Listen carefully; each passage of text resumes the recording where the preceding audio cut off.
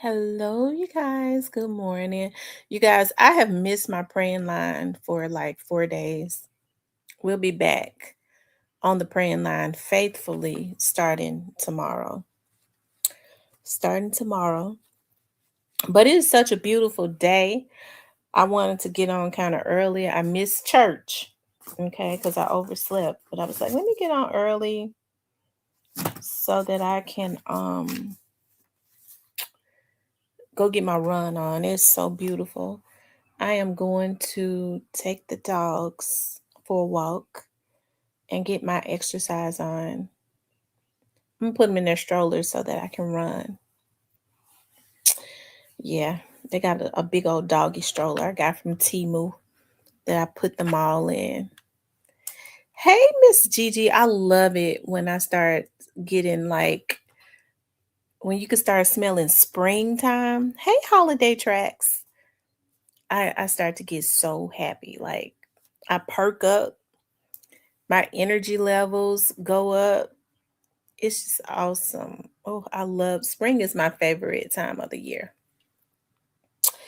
Hey, is it Nyla? Naya. Yeah, I got some new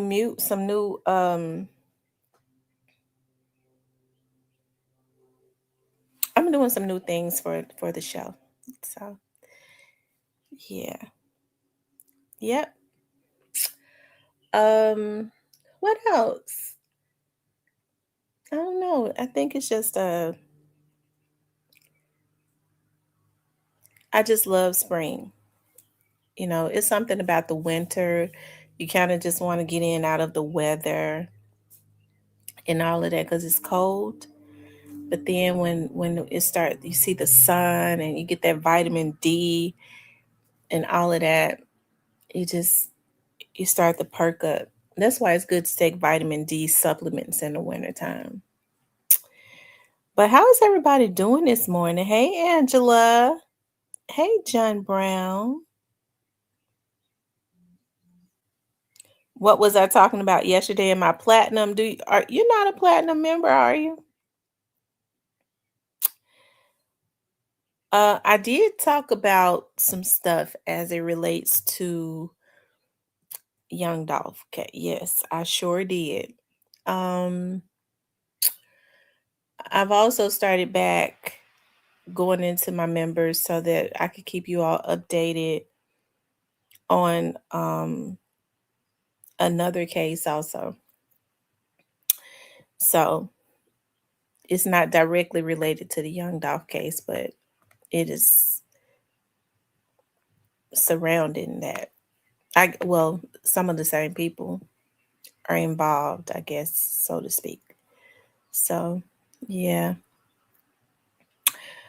Um, we're just waiting for more people to come in. I hope everybody had a good Sunday. Um, yeah, I took my turkey, my whole turkey out. I'm gonna make homemade chicken noodle soup so that I can eat some today. Of course, take some to work tomorrow. Eat some for dinner.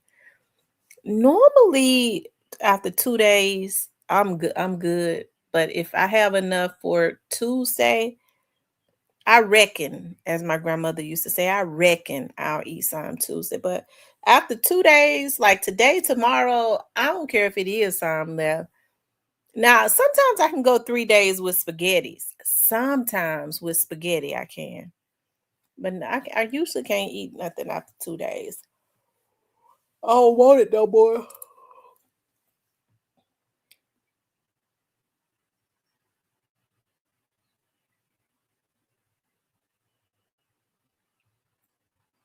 Since you just got off work, 7 to ooh wee.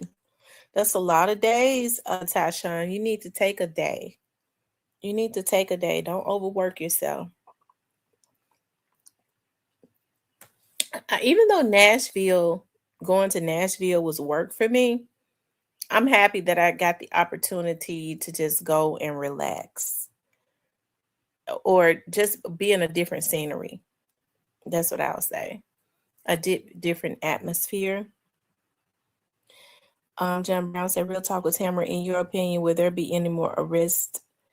I I think federally, yes.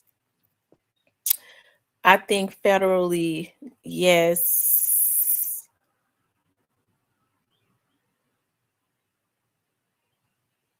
I think federally, yes. Um, for sure." Tashawn says, "Yeah, you need to make sure."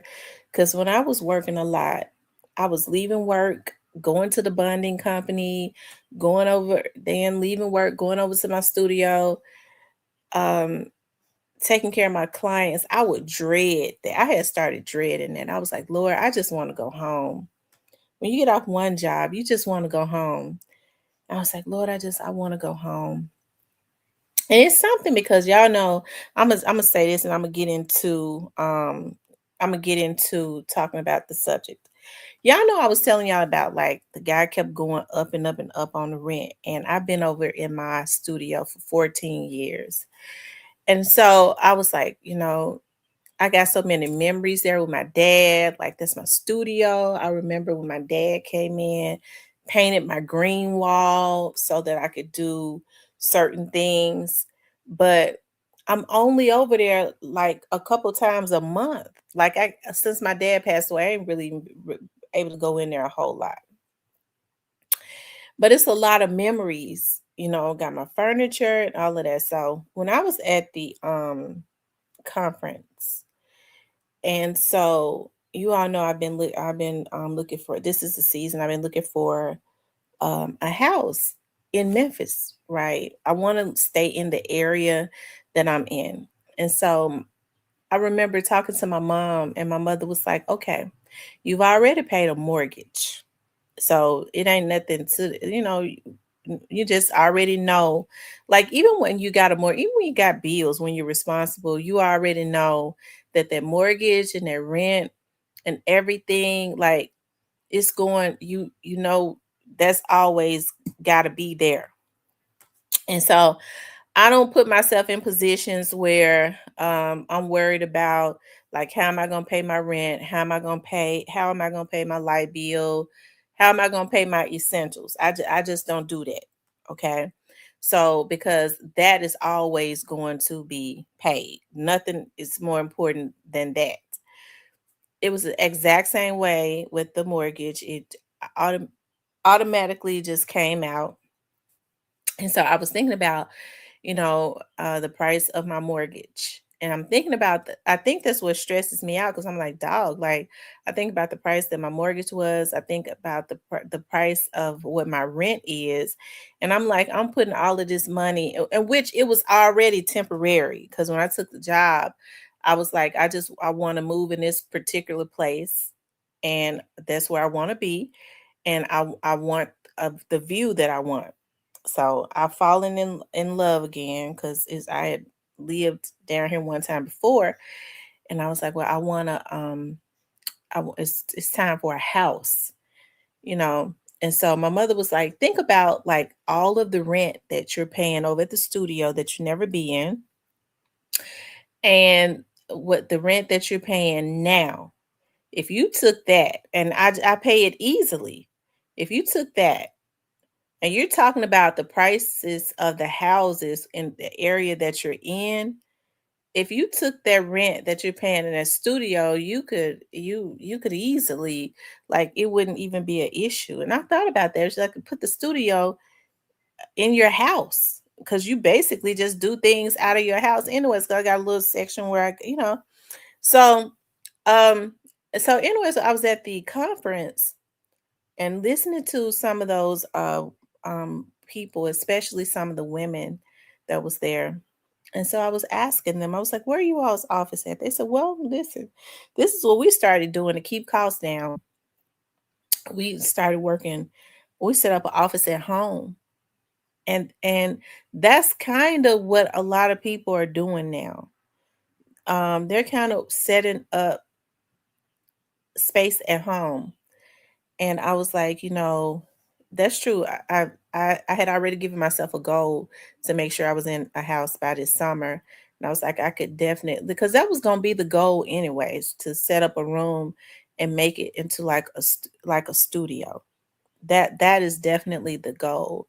But I think sometimes we get so busy like working and everything is like routines, like, okay, $1,600 for rent, $1,000 for office I only go to twice a month. The man constantly going up. Like, dog, you think about what you think about the area I want to be in. The average price of the mortgage is like what, 1,900 or something like that. That's like, if that office, I mean, you know what I mean. You just start thinking differently. An office that I don't go to. The only thing I'm kind of stuck. I'm kind of stuck there because of the memories that I had with my dad. Just being in that office and remembering him sitting over in that blue chair.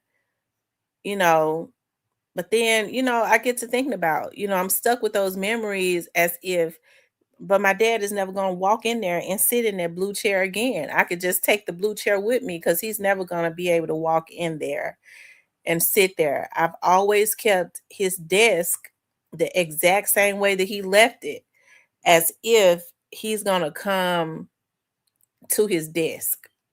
Because I'm always careful. No, no, no, don't touch that. That's my dad's. I always say that when people come in there. I'm like, no, no, no, don't touch that. That's my dad's desk. I'm like, that's my dad's desk. Don't touch that. Don't move that.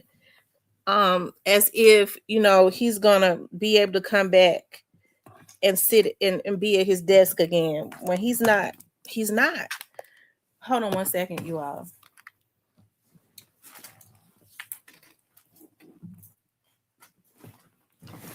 Whew.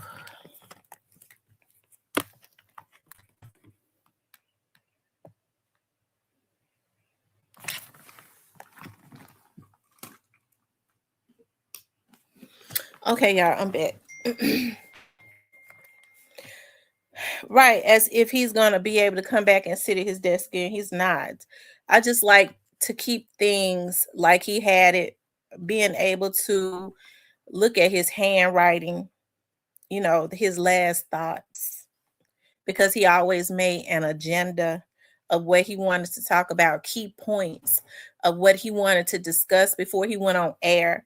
Because before he passed away, when he started getting sick, I didn't know he was so sick. He was like, I'm going to pay somebody to come over to your studio and put in what is necessary so that instead of going to the radio station, we're going to do the radio show out of your studio. And so he would always come in. He was so organized. He would write down his agenda, what he wanted to talk to the people about, the issues and the points. And I love looking at that. And I just like to keep it exactly the way that it is. So now I'm thinking about, like, when I move out of there, how do I move that out of there without touching that? How do I move that out of there without touching the way he had things, like his stuff? How do I keep it like that without moving it? Because I'm not gonna put it in a box. I'm never gonna do that. So how do I do that? So, anyways, y'all, let's talk about something else. Um,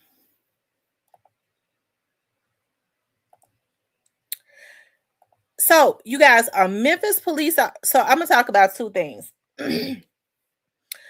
A Memphis police officer was hit up in the face, and just looking at the way that people how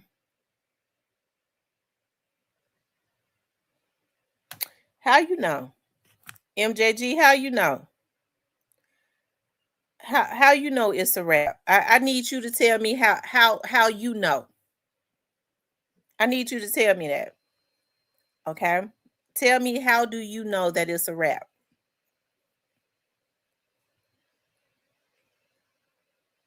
You know, I was listening to somebody. It just so happened it was in my algorithm.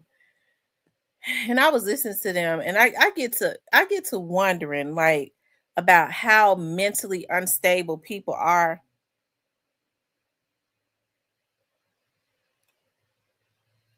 Okay. About how mentally unstable people are. What they'll say is, why don't you talk about something else? They get on their damn channel and talk about whatever they want to talk about. Okay. They get on their damn channel and talk about whatever it is that they want to talk. That's where you know a lot of these people are mentally insane. That's the reason why you have to put the motherfucking police on them. Because anytime a bitch get on their channel and talk about, yeah, he the biggest. Yeah, I'm the biggest. They winning. Okay, you talk about what you want to talk about, but then you'll get on your channel. Why don't they talk about something else? That's when you know a person is mentally motherfucking insane. Don't you ever come into my motherfucking channel and tell me what I should talk about. Okay, you don't nobody run me. Never. Okay, but I think that is fucked up for somebody to sit up and talk about, yeah, Yo Gotti the biggest. Yeah, Big Juke the biggest. They got a right to say that on their channel. But to me, it is mentally insane for a bitch to sit up to go, why don't people talk about something else? Why they got to talk about Young Dog? Because I'm a grown-ass woman. And I talk about what I want to talk about. Don't nobody run this over here. Okay? So the next time somebody get on their channel and say, why don't they talk about something else? I think what they need to do is go to Google, okay? And I'm willing to help anybody that need a psychiatrist, okay? Because see, I go to counseling. I go to grief counseling. But some people need a psych doctor. I ain't never been to one of them. I've never been to a psych doctor. Some of these folks are mentally insane. Okay. Anytime you sitting up worried about what somebody else talking about on their channel, you mentally insane. Because what we ought to know, they try to. You can't control nobody on here. Okay. You can't control nobody on here. So when you start, you stepping out of your lane when you start trying to tell other folks what they should talk about on their channel because you can't stand to look at it. It's something wrong with you because I don't go look at shit that I don't even look at bloggers that I don't really care for. Okay? So some of these people need help. Okay? Some of these people need help.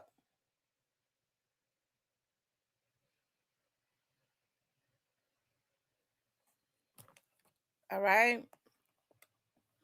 So and so let me just say this.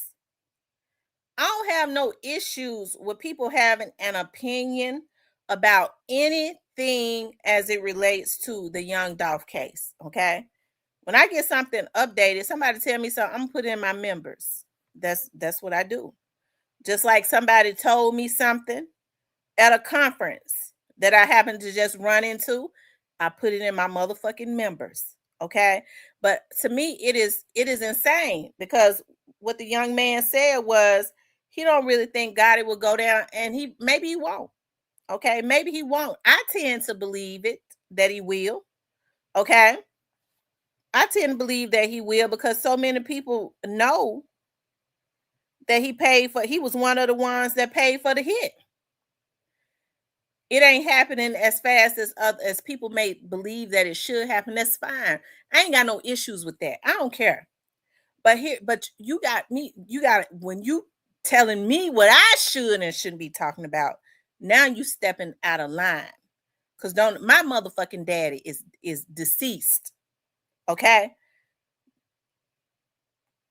I don't do I and ain't now nigga on here mine, my dude. Okay. And if they was, they couldn't tell me what I should and shouldn't be doing. Okay.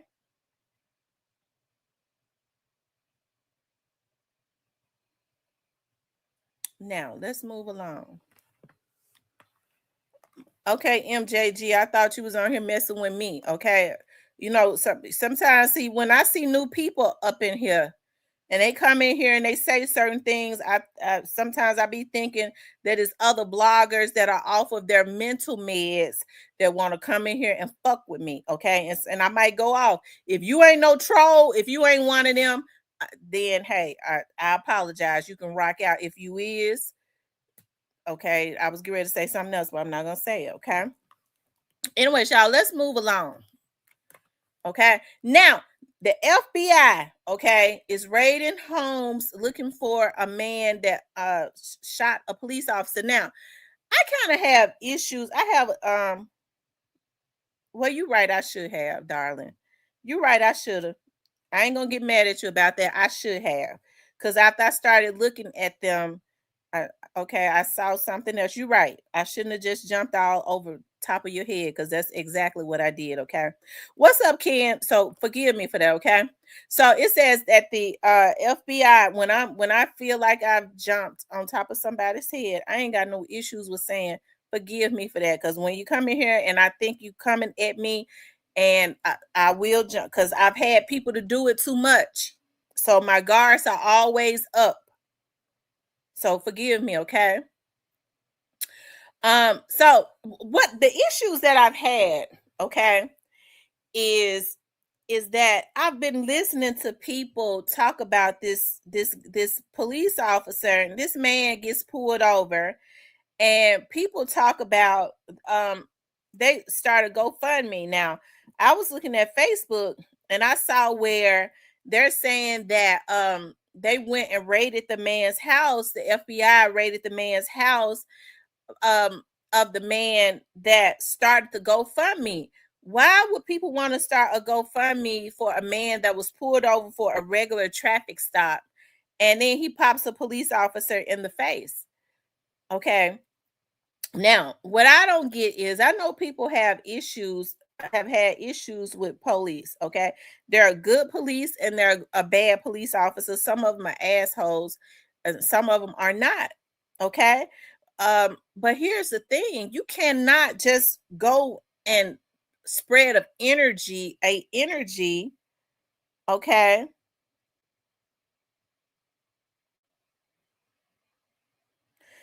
or spread a energy, okay, of of wanting to just take down police officers. You're right, MJG. You're right about that. Of wanting to just take down police officers. Okay. And so when I saw that GoFundMe, I was like, wow, this is crazy. And so I don't know if this man has mental illnesses, but what I said I was going to do, and I didn't get around to it, but I'm getting ready to do it now. I'm getting ready to see if this man has had a history, what kind of criminal history this man, if he's from out of Memphis, um, has had that popped this police officer in the face. Now they're saying that the police officer is stable. Okay. The police officer is stable.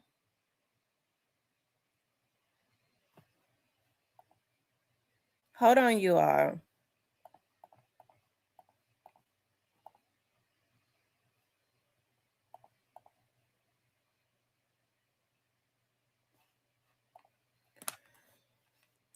Okay.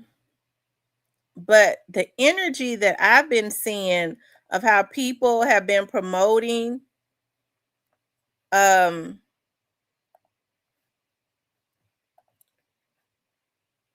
shooting police officers, that's a good way to get somebody killed. Okay, that's a good way to get somebody killed. So I don't understand that. Hold on, let me see.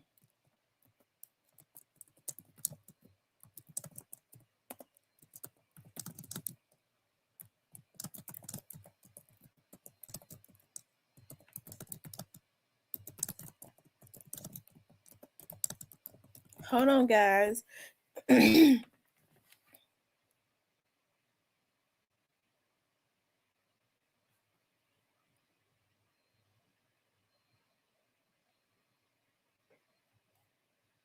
Now, this is the GoFundMe, you guys. This is the GoFundMe. Okay.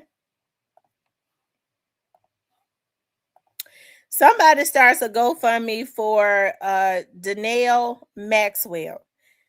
I was actually looking at a video of the police officers raided whoever this person was that started this GoFundMe house. It says it says GoFundMe for Tennessee shooting suspect sparks outrage Emmett manhunt. A GoFundMe campaign donations for Danielle Maxwell, a 40-year-old man wanted for the attempted first degree unaliving of a Memphis police officer, has ignited controversy as authorities hunt for the fugitive. The Tennessee Bureau of Investigations issued a statewide blue alert late Thursday after Maxwell allegedly shot the officer during a traffic stop, leaving him hospitalized at the Med. Described as a 5'10", 180 pounds with black hair and brown eyes, Maxwell was last seen wearing dark clothing and a orange green reflective vest. Armed with a silver handgun, he remains at large. Okay. Um,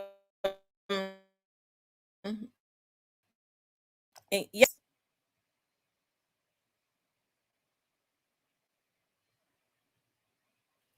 Look, a lady said,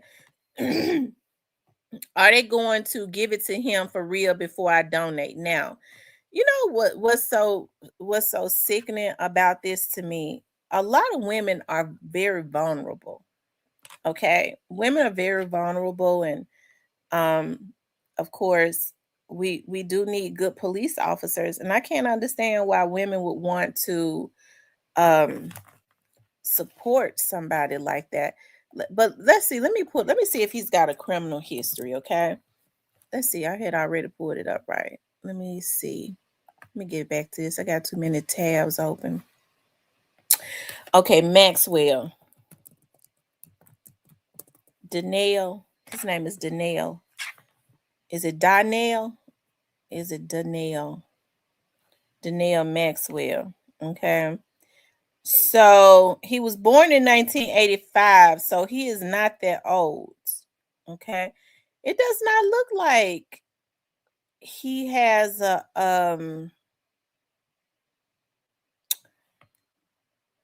history like that. Okay, we see his state warrant. He's had a traffic citation in 2017, and then he had a misdemeanor in 2012. He does not have a criminal history. Not in Memphis, he doesn't.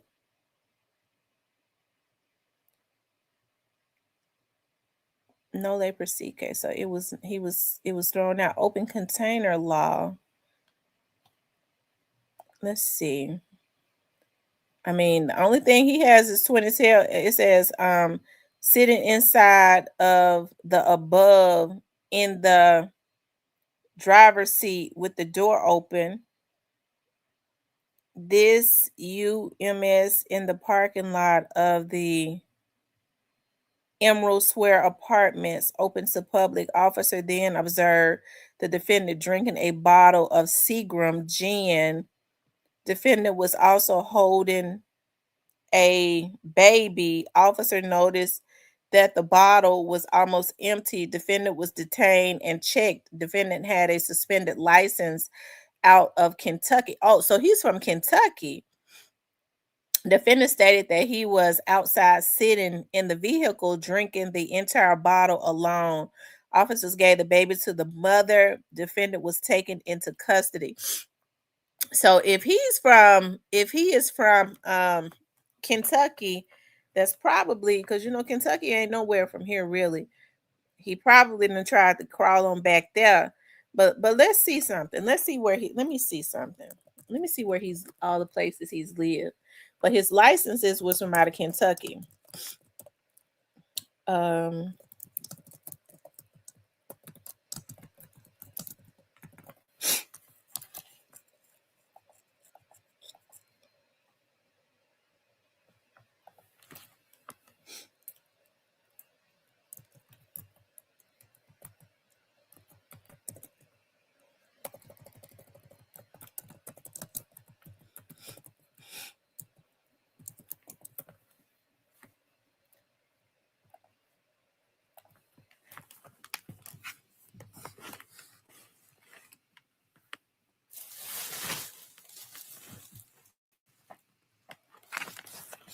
Okay, y'all, hold on. Let's see. Okay, so he's lived in New Orleans. Let me see something. Yeah, he's actually from. He was. Uh,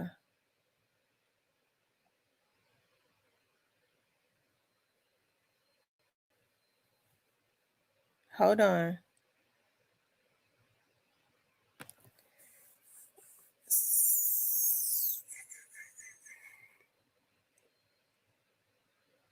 Okay.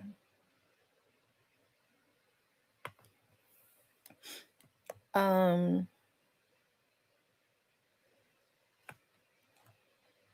Hold on, you guys. Let me see.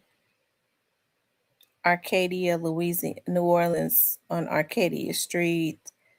So, Kentucky, Monticello, Arkansas.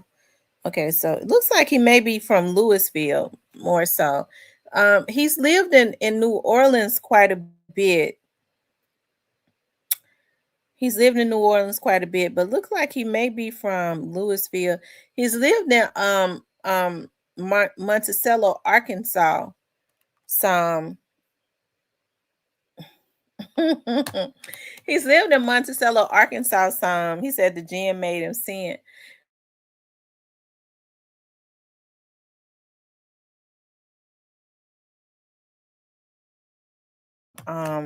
Arkansas. I mean from Kentucky. So that's probably where he's tried to. I don't see how he could have gotten to. Well, he's probably right around those areas. Some people still think that he's in the Memphis area because they did go and raid a bus of a friend of his that has a bus, and and I think they were saying that it looks like he may have been sleeping on that bus.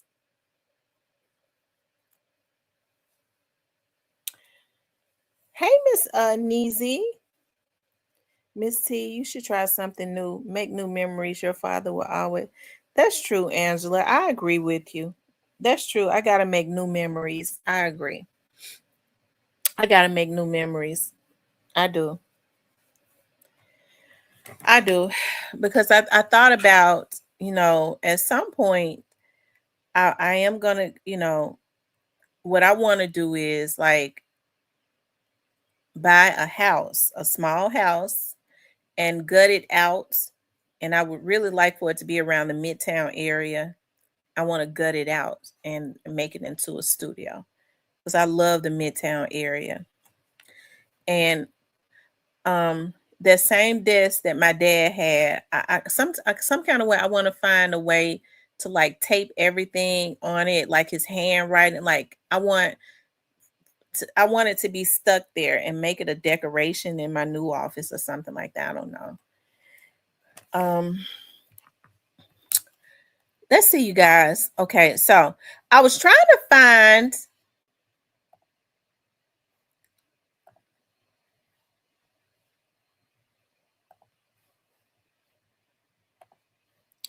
Thank you, MJG, darling, for forgiving me for fussing at you because I sure was fussing at you. Thank you for forgiving me.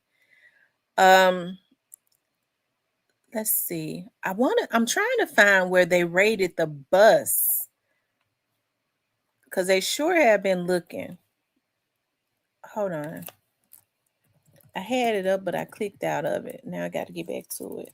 You all make sure y'all hit the like button. That helps to kick the video into the algorithm.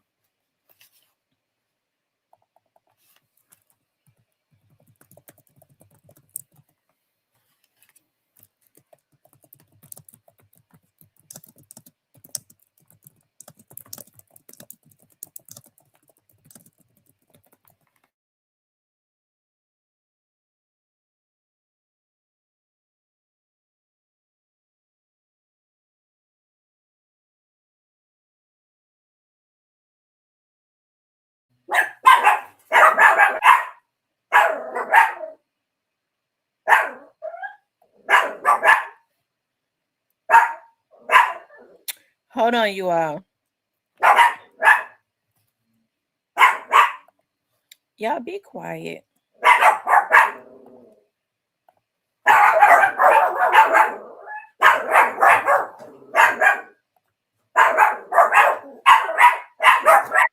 Block off all roads to the intersection. Desperate moments after a Memphis police officer was shot in Parkway Village. Now a massive manhunt is underway for the shooter. Thank you for joining us. I'm Chelsea Chandler. Darcy Thomas has the night off. Memphis police say Officer Oscar Torres Molina was shot last night while conducting a traffic stop. Here's what we know right now. The suspect, Darnell Maxwell, is now on the TBI's most wanted list. There's a $2,500 reward for information leading to his arrest. MPD says a woman was detained in connection to the shooting but has since been released. We have live team coverage tonight as Fox 13 investigative reporter Kayla Solomon is digging into the suspect's criminal history. First, Fox 13's Jeremy Pierre breaks down where things stand in the search. According to Memphis police, a traffic stop in Parkway Village near Aloha Avenue in South Perkins turned violent. MPD says Officer Oscar Torres Molina conducted the traffic stop and was later shot by the driver of the vehicle. Police have released the driver of the vehicle is this man, Darnell Maxwell. Dangerous situation to be in. My condolences to the family and the police force in general. Two officers nearby also responded to the scene. One of those officers immediately began giving aid to Torres Molina. The officer went to the hospital in critical condition. The investigation resulted in Memphis police responding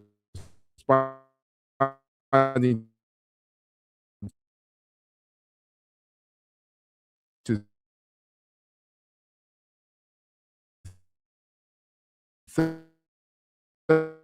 several other scenes, looking at blue alert to alert the 13 News.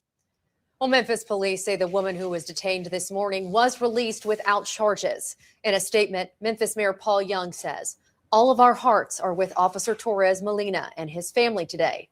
What happened to him is an unacceptable act of violence that no officer should ever face while serving our community." He came out of surgery last night. Today, he remains in critical but stable condition. His loved ones are by his side. We have identified a suspect and we will find that person, arrest them, and prosecute them to the fullest extent of the law. Well, let's dig deeper into that suspect's criminal history now with Fox 13 investigative reporter Kayla Solomon. Kayla's live at Regional 1 where Officer Torres Molina is still recovering.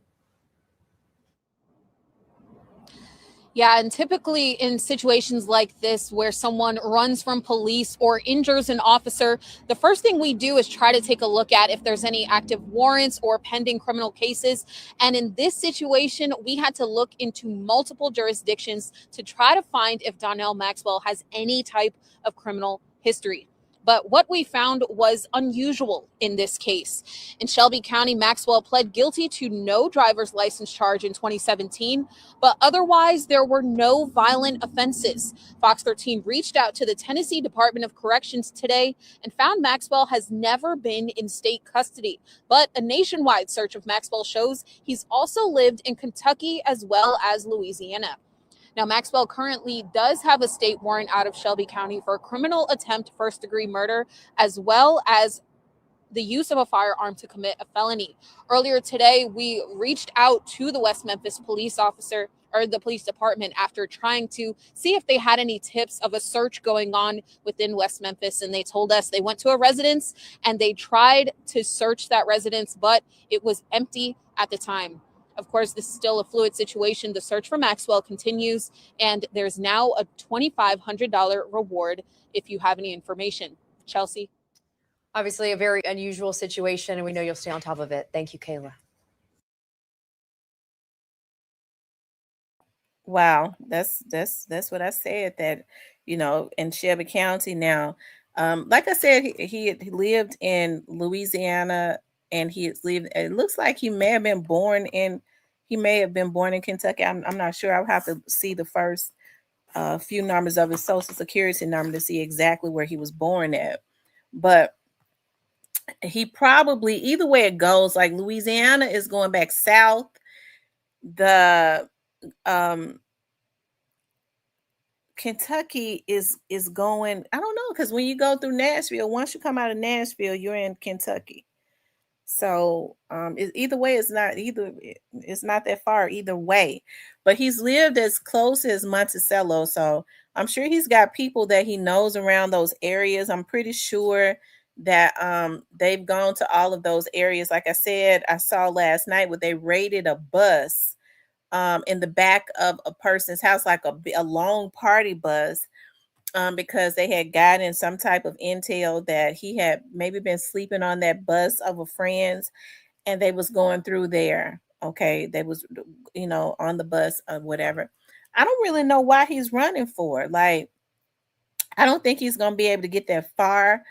Um, I don't think he's gonna be able to get that far. I don't. So, um, he needs to go on. Thank God that the officer did not die. But like I said, the energy of people, as it relates to him shooting that police officer, it's almost like they're trying to encourage that. When the fact of the matter is, I've always said that we cannot live in a lawless society. We definitely need, like, good police officers. We do. We need good police officers, and hey, we cannot live without them. And so, I think that those people that don't like police officers, not the innocent people that have been innocent, but those that continuously, they got a life of crime. Okay, those that continuously commit crimes, maybe they need to stop committing crimes. Um, and then they wouldn't have to really worry about, the police officers, if they are not riding dirty. You don't have to worry about oftentimes getting pulled over. If your registration is up to date, if you're not speeding, if they're not being called out to the house because you want to put your hands on your girlfriend, or you want to, molest little kids and stuff like that. So if you don't have that going on with yourself, you want to rob and steal and kill and shit like that, a lot of times you wouldn't come in contact with the police. But most of those ones that like to do those things, they tend to hate the police. Yeah, they do. They tend to hate the police. And like I said, the energy of a lot of women, I really can't understand, because women can be very vulnerable in this crazy world. And so we need good police officers. But they're wanting to pay for a GoFundMe for a man that is obviously violent. He does not have a criminal history. I didn't check his history in Kentucky. Y'all want me to check his history? Listen, I be hating to check folks' histories and stuff while I'm on live, because I get quiet, I start digging and all of that. So maybe we'll do that another time, right? Then y'all get restless with me, because I kind of go into a zone when I'm doing research. Anyways, I'm glad that the officer is doing okay. Let's see. Let me try and pull one more thing up. Will y'all wait on me? Y'all not gonna leave if I look up something. Can I look up something right quick? I just want to see something. Now my damn phone had died, so maybe I don't need to look up nothing, because I was gonna see exactly where the majority of his family and stuff was at, but maybe I don't need to do that. I was gonna see where his family and stuff are located, where the majority of them are at. My phone then died though. I was gonna see if he had a history in Louisiana or in Kentucky.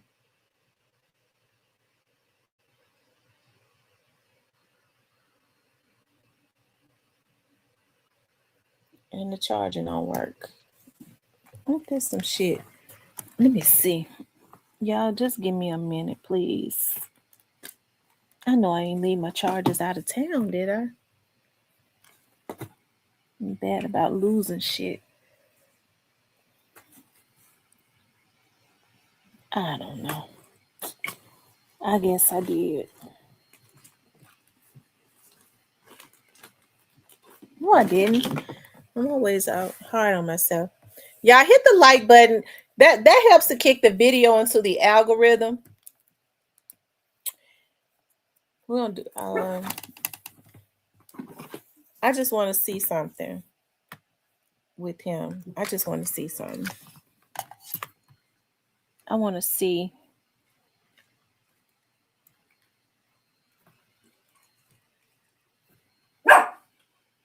I'm sure they've already been to his family house. They've already, checked this family out and been to his family house and stuff. That's probably gonna be the first place that they go or they went. Now he probably just hiding around with little friends and stuff. Or but you'd be surprised where people hide it. Like rather than hide up under the damn sewer or they rather go lay in the sewer in the chicken coop, in the doghouse where all the shit is in the backyard and all of that. I just go to jail. Just go on and go to jail rather than live in them damn conditions. Ooh, Lord have mercy. Anyway, yeah, we'll hold on. Let me see something. Let me just see something. Okay, y'all. This is the officer. He was a new officer and he just graduated in 2022. Bless his little soul. So he's probably he's not still a P2P. He's a P2 now.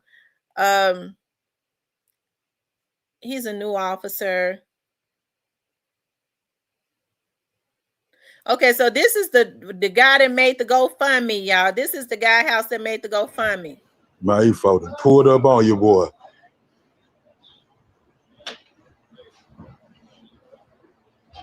Man, yeah. Fucking pulled up 40 deep. This is the guy that made the GoFundMe for the guy that shot the police officer. Man, you fucking pulled up on your boy.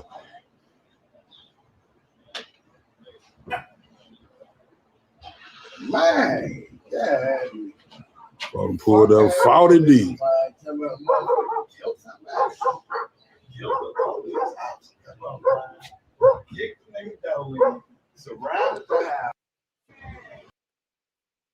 Well, I guess don't want nobody else make a GoFundMe for a man that shot a police officer, right? Benny Cobb said, "Young man, turn yourself in or they're gonna hunt you down." Yeah, it looked like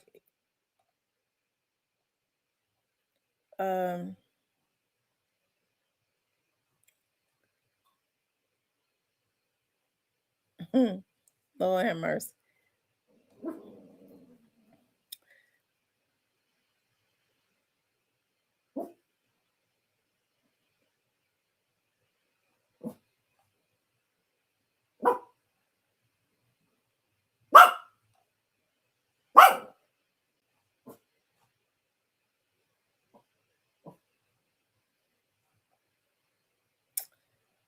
Hold on, y'all. Okay, that was 2013. Anyway, I also wanted to talk about, I saw a story of a young woman from out of Chicago. Okay. A young woman from out of Chicago. And she had married this guy. I forget the name of the area in Chicago that she had lived in. But they talked about their backstory was, they lived near each other. It initially started out as, they would call each other for a hookup. Okay, they knew each other. They started calling each other for a hookup, and then it developed into something more. Okay, this guy was a little crazy. Okay, and this is why people have to be very careful about who they choose to get involved with. You never really know how people are. You don't. People only let you see the surface. They oftentimes you never really get to scratch below the surface. I remember this lady, I was looking at this video of where this man was a serial killer, honestly. And they had gotten him after years, and his wife was pregnant. Okay. And after he confessed and everything, let his wife come in so that he could talk to his wife. And so she was asking him, you know, what's going on? And he was like, I confessed. I was the one that was killing those women in our area. And she started screaming. She was like, no. And he started crying. He was like, no, it's me. It's something. It's wrong. It's something that's on the inside of me. Like it's something wrong with me, like on the inside. I always remembered that, looking at that I think it was on A&E or something like that. So you never really know, and it could be male or female. You know, we don't just put everything on men, because there have been a lot of men that have been victims of you know, women that are just crazy. That's why I say, you know, when people are emotionally unstable, one of the signs, one of the things that has always been like a red flag to me, rather you've been involved, because sometimes you've never even been involved with these folks, okay, other than having conversations with them. When people have a fixation on you and they are unable to move past things, as it relates to you, that's clearly like a red flag. And sometimes they won't do anything to you, but even if you're the person when you can't move past something, you may not have it in you to do anything to the person. The person may have wronged you or something, but it's best to, I'm a real, I used to not be like this, but I am a real stickler for, if you need to get in you some type of counseling where you could talk to people. A lot of times, because I know a lot of times, like me, I'm not very trusting of telling like things that really bother me. And I think that counseling, especially grief counseling, has been good. Some people need to be on medicines, because they are chemically imbalanced, and it causes them to do things that ruin people's lives, right? So I was talking to a relative of mine, and I've kind of been talking to her about some things that she has been going through. Bless her little heart.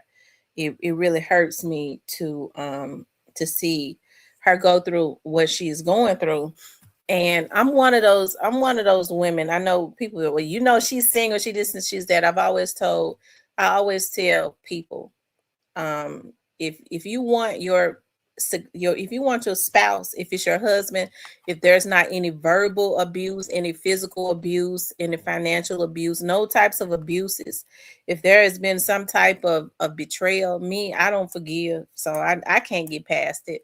But because I can't get past stuff, I've never been married either, though. I never tell people, you know, I always say, you know, if you want your husband, I was telling a relative of mine this just yesterday. If you want your husband, go back and get your husband. Don't, you know, don't just give him to the other woman. If you want him, go back and get him. You know, okay, go back and get him if you want him. But what I was telling her is, you cannot stay fixated on, you have a mental prison of and constantly replaying what went on. Of course, you know, I don't ever tell people, well, you need to get over it. No, I can't tell a person how long to grieve a marriage or to grieve a death. Because I had somebody say that to me one time. It's when, you know, how long are you gonna grieve your dad? Okay. I haven't forgiven that person for saying that to me. You know, how long am I going to grieve somebody, my very own father that I talk to at least 3 times a day? That was my business partner, that invested in my businesses, got everything started that I wanted. How long am I going? How long it was going to take me to get over that? That was very insensitive.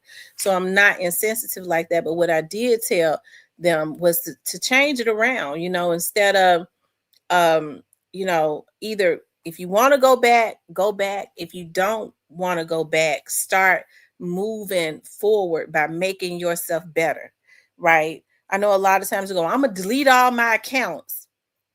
No, you don't. Oftentimes people want to put you to flee. It makes them feel good, right? If they wronged you and then you won't take them back, now they're mad. Now their family is mad. Um, they want to do whatever they want to do to you. They want you to get over the hurt of it, and that person is still grieving the death of her marriage, right? The betrayal of her marriage, right? And so, but like I told her, instead of being stuck, if you're not gonna go back, okay. And if I don't blame her for not going back. But if she want to go back, I don't blame her for that either, okay. But start bossing up. You already doing good on your job. You making good money on your job, but now start exercising. Hire you a personal trainer. Start doing that. Start taking the time to invest in yourself, right? You don't let people run you off of social media or run you from nowhere. Okay, well, I don't want to go this way because I know they're gonna be there. No, you put them to flee. Bitch, since you gone, look at me. I've lost weight, I've bossed up, I'm okay. Don't be mad at. And I've always said this because I've always been this way. Listen, even when I was in relationships, I never got mad at a man's mama for being his mama, because I think a lot of women become really close with the mama and they forget that that's still his mother. And so they feel like the mother is supposed to have more loyalty to them than they would have to their own son. The mother may love you, she may think that you're a good girl. She may think that you're good for her son, but that is she birthed that man out, and he might be a no good dog, but she is going to have a certain amount of loyalty to him, even when he's wrong. Okay, so it ain't no need in you falling out with the mama. Okay, because when my girls are wrong, can't nobody come to me about my girls. Okay, because I tell them, look, I think you're a good catch, okay?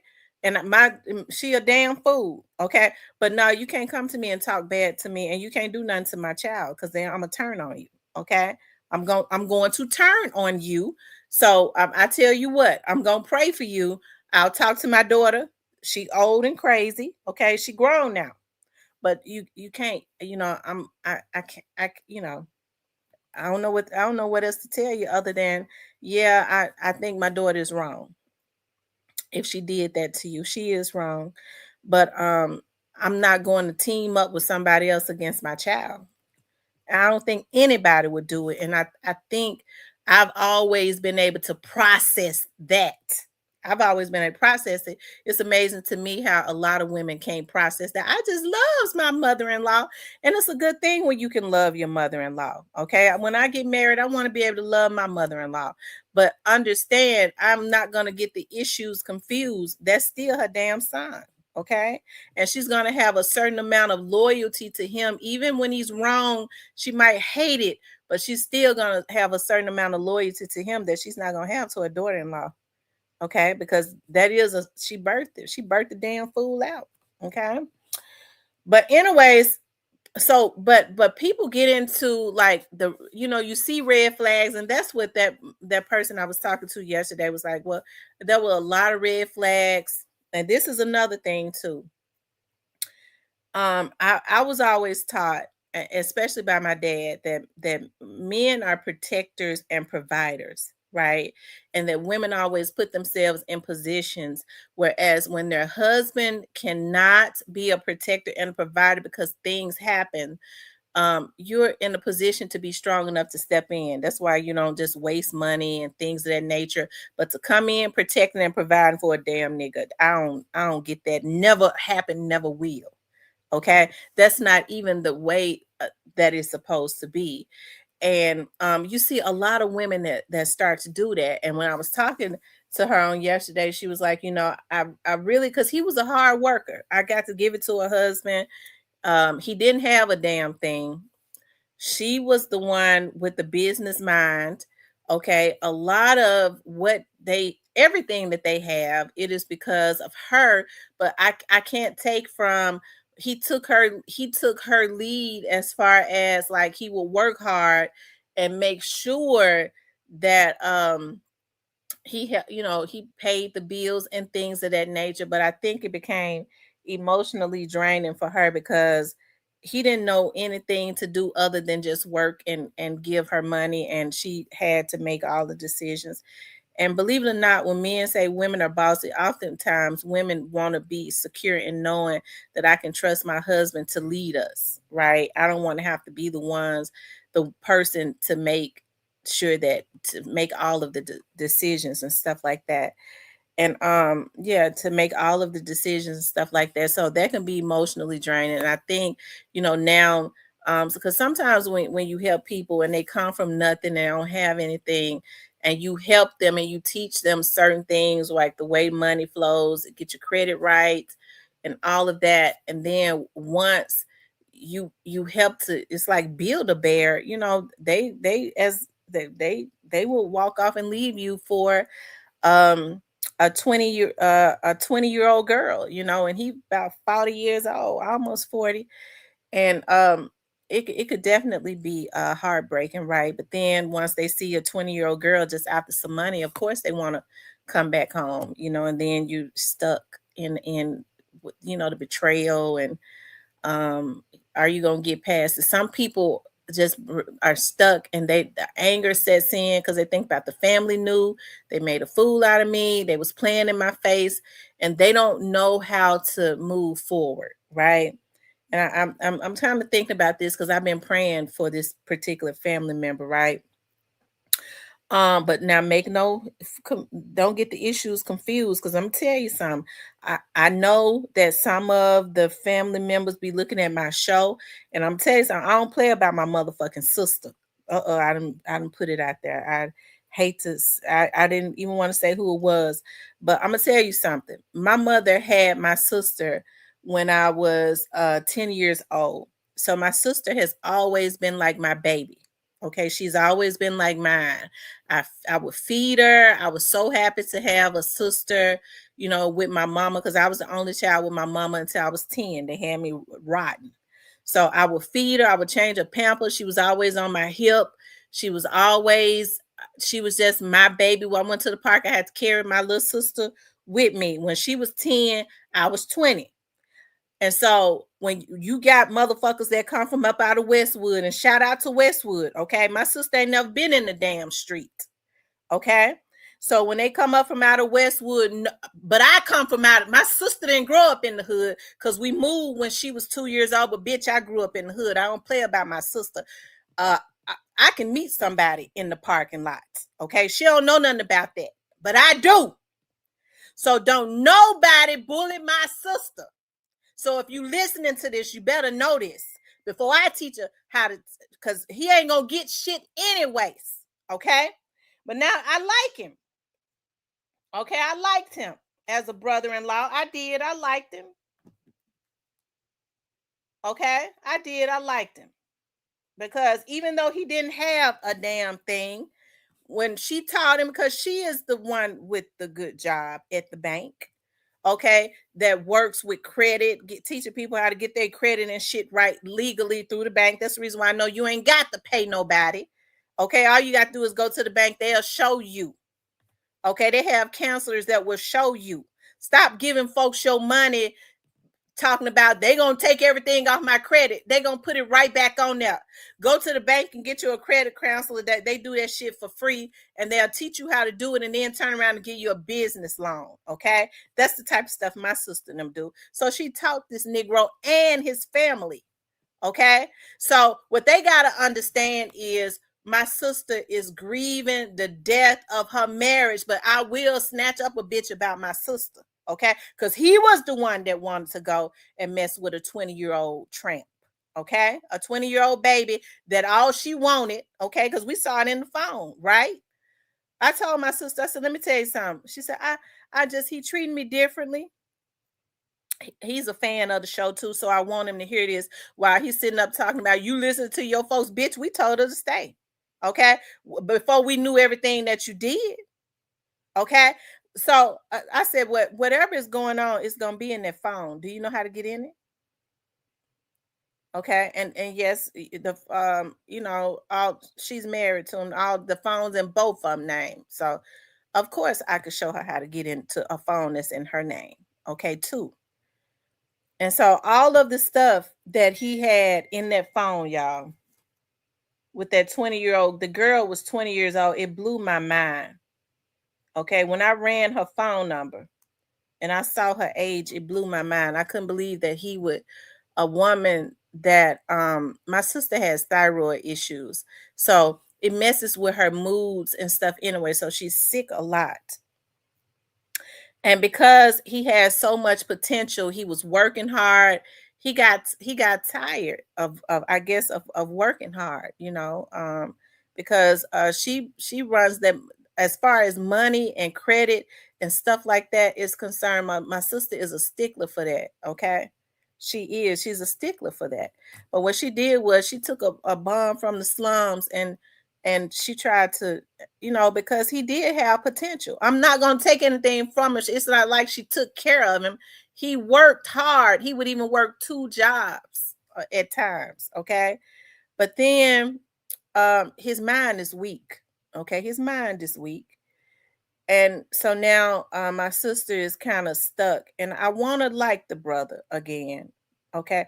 But his family going to have to come up off of my sister. Okay. Me and my sister, 2 different people, because he lucky because I wouldn't have did it.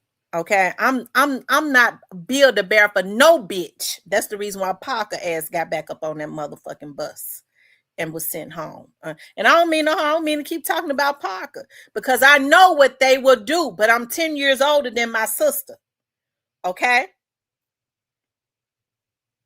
That's the reason why when that dude over there and was sitting up talking about I gave him some money, everybody know that's a lie by now. Because see, I done challenged that lie so many times. It don't make no sense. I can't stand for nobody to lie on me. But anyways, let's get back to it because I get emotional thinking about my sister and what my little sister's going through, because my little sister is like my damn child. Okay.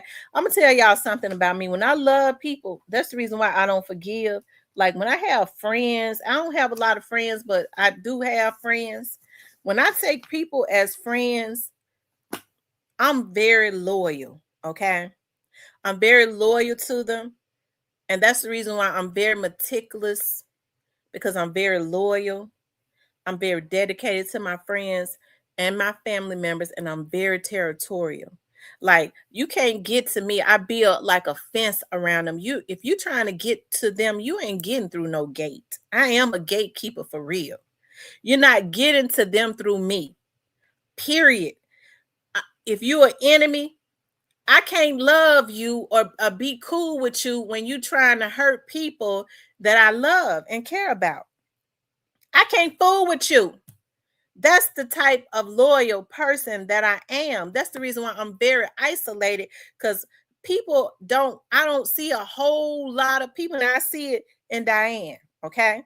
I see it in some of y'all. It's funny because I've been seeing it in a lot of y'all on here, but I don't see it in a whole the type of loyalty of the type of loyal person that I am. I don't see it on a lot of people because bitch, I'm going to war about mine. I don't talk about my friends behind their backs. Okay. Every now and again I might get mad at somebody and say, well, I was talking about, I was like, that B got me messed up. She thinks she's making a fool out of me, but I'm gonna confront her about it. Okay. It wasn't no time. I said, I'm gonna confront her about it because she got me effed up. Okay. She trying to treat me like she treat the folks on the street, but I'm gonna confront the bitch about it. But that's one of my friends and I love her. Okay. Right. And there wasn't no talking about her. Okay. And then I confronted her. I said, bitch, you think you playing me like you playing the folks on the street? And she hollered and laughed. Okay. Because that's the type of person that I am. Right. But and I ain't got no issues with Mr. Parker. I don't even like talking about him no more, but Mr. Parker started this. He talked about me first. Okay. And when I was saving all the shit I had on him, right?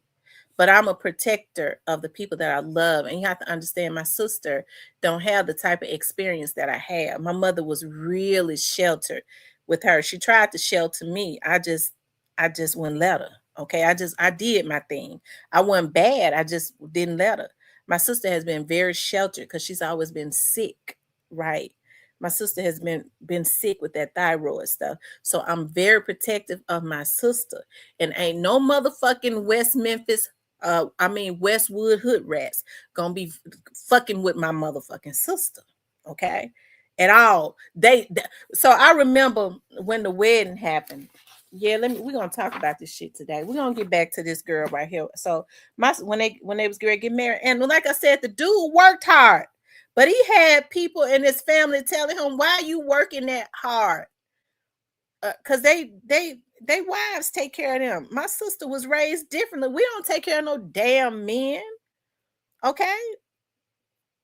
We act as wives to those who provide.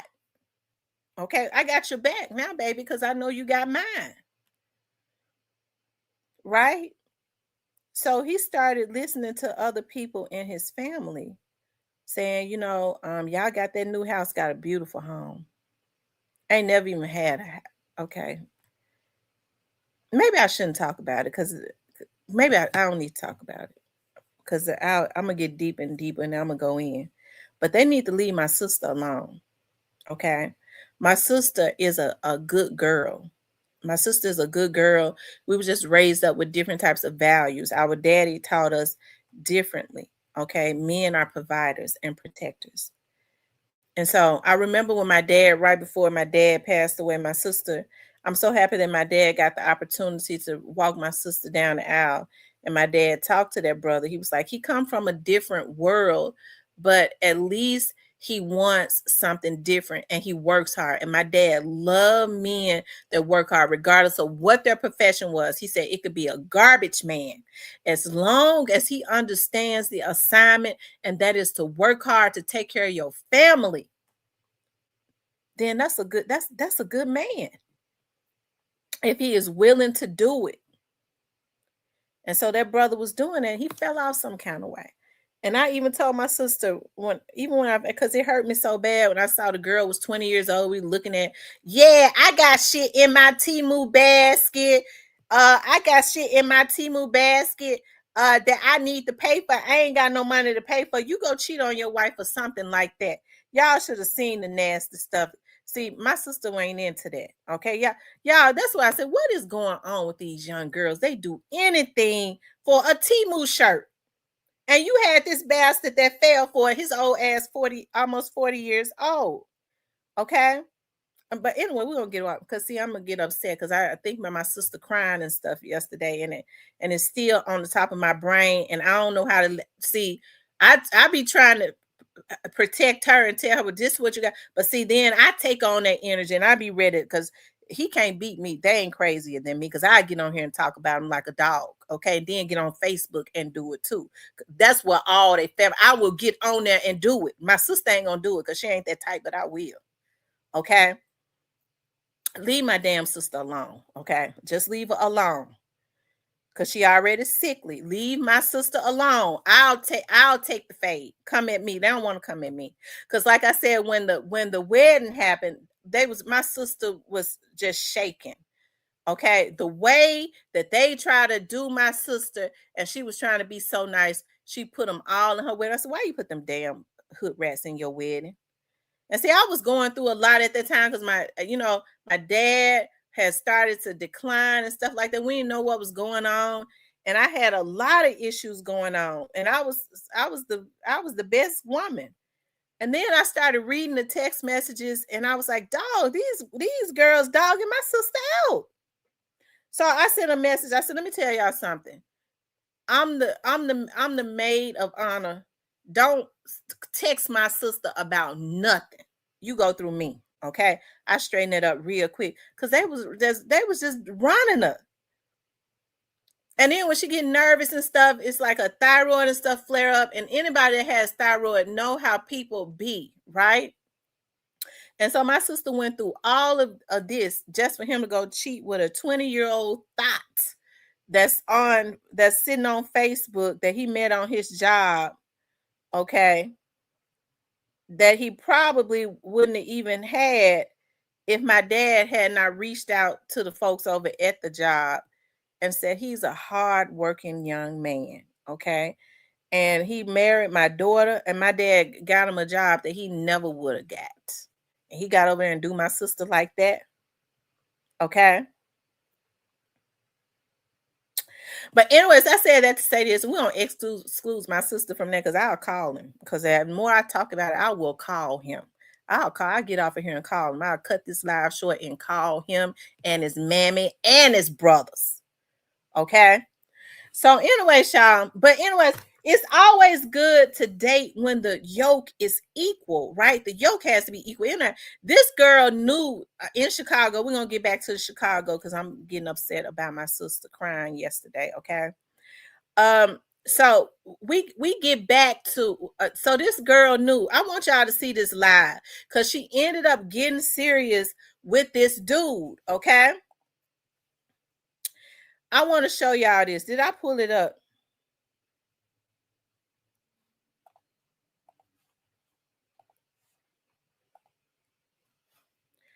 Okay.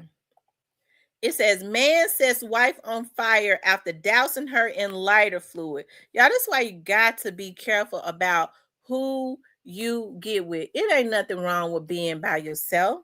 It ain't nothing wrong with being by yourself until you find somebody that's mentally sane. See, I think we have all, anyways.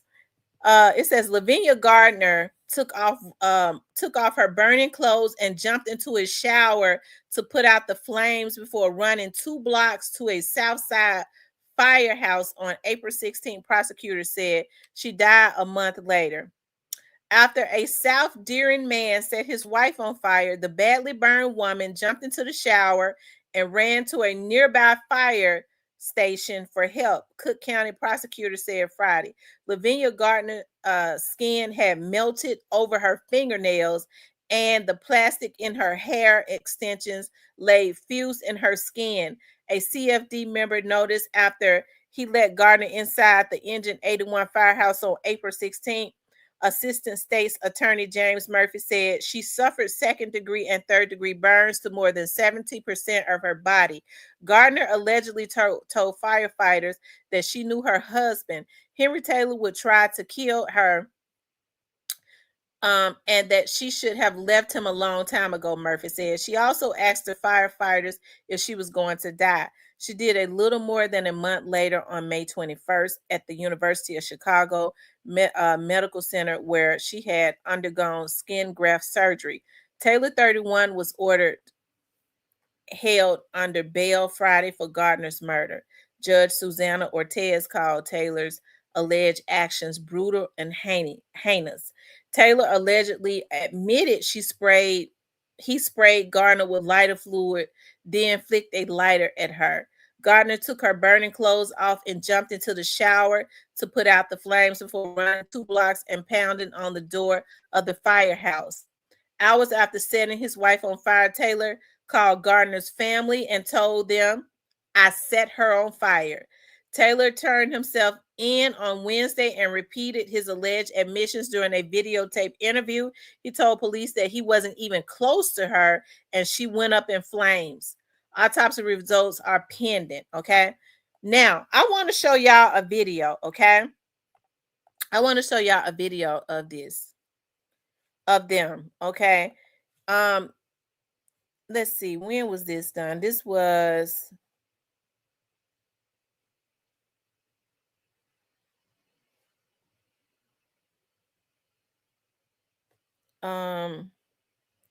it happened in 2021. It happened in April of 2021, okay?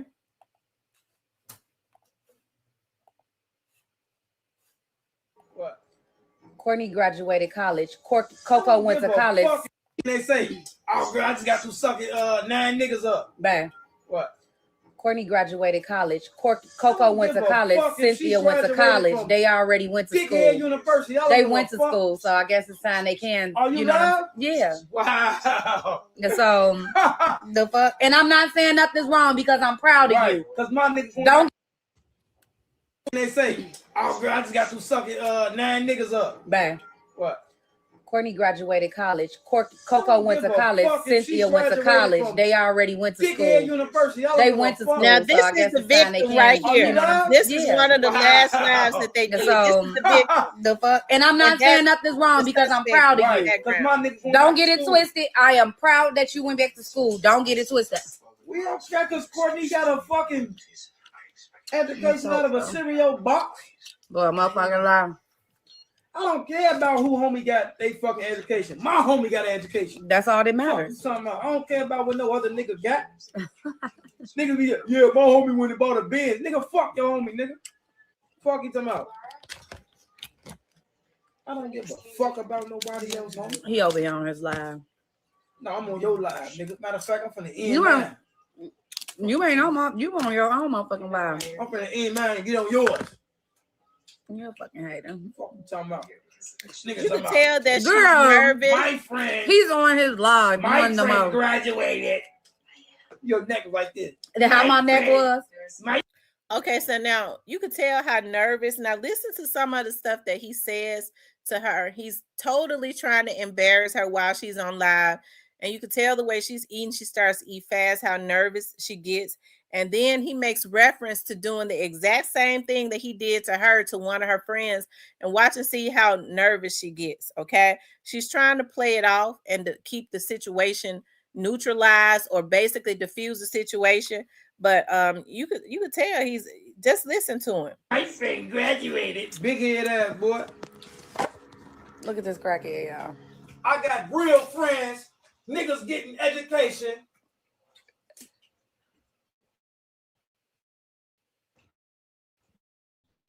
Don't put me on your live because I don't fuck with some of them dick sucking ass niggas on your page.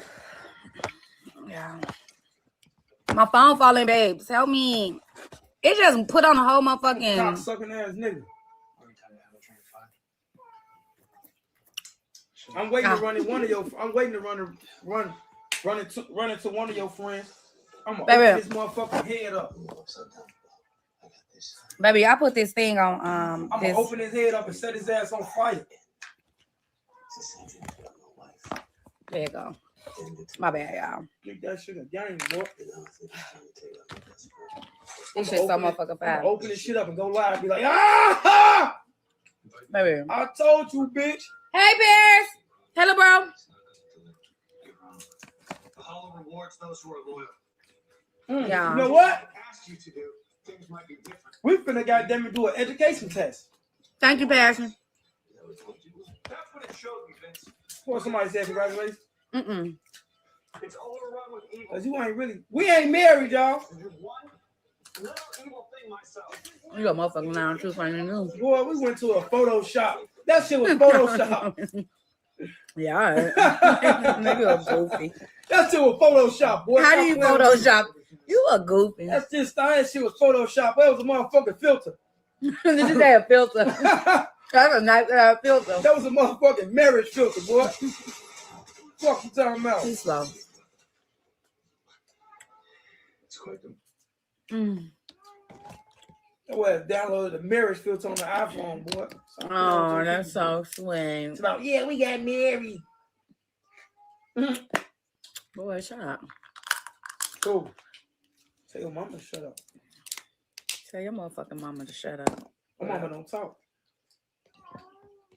Your mama do. Baby.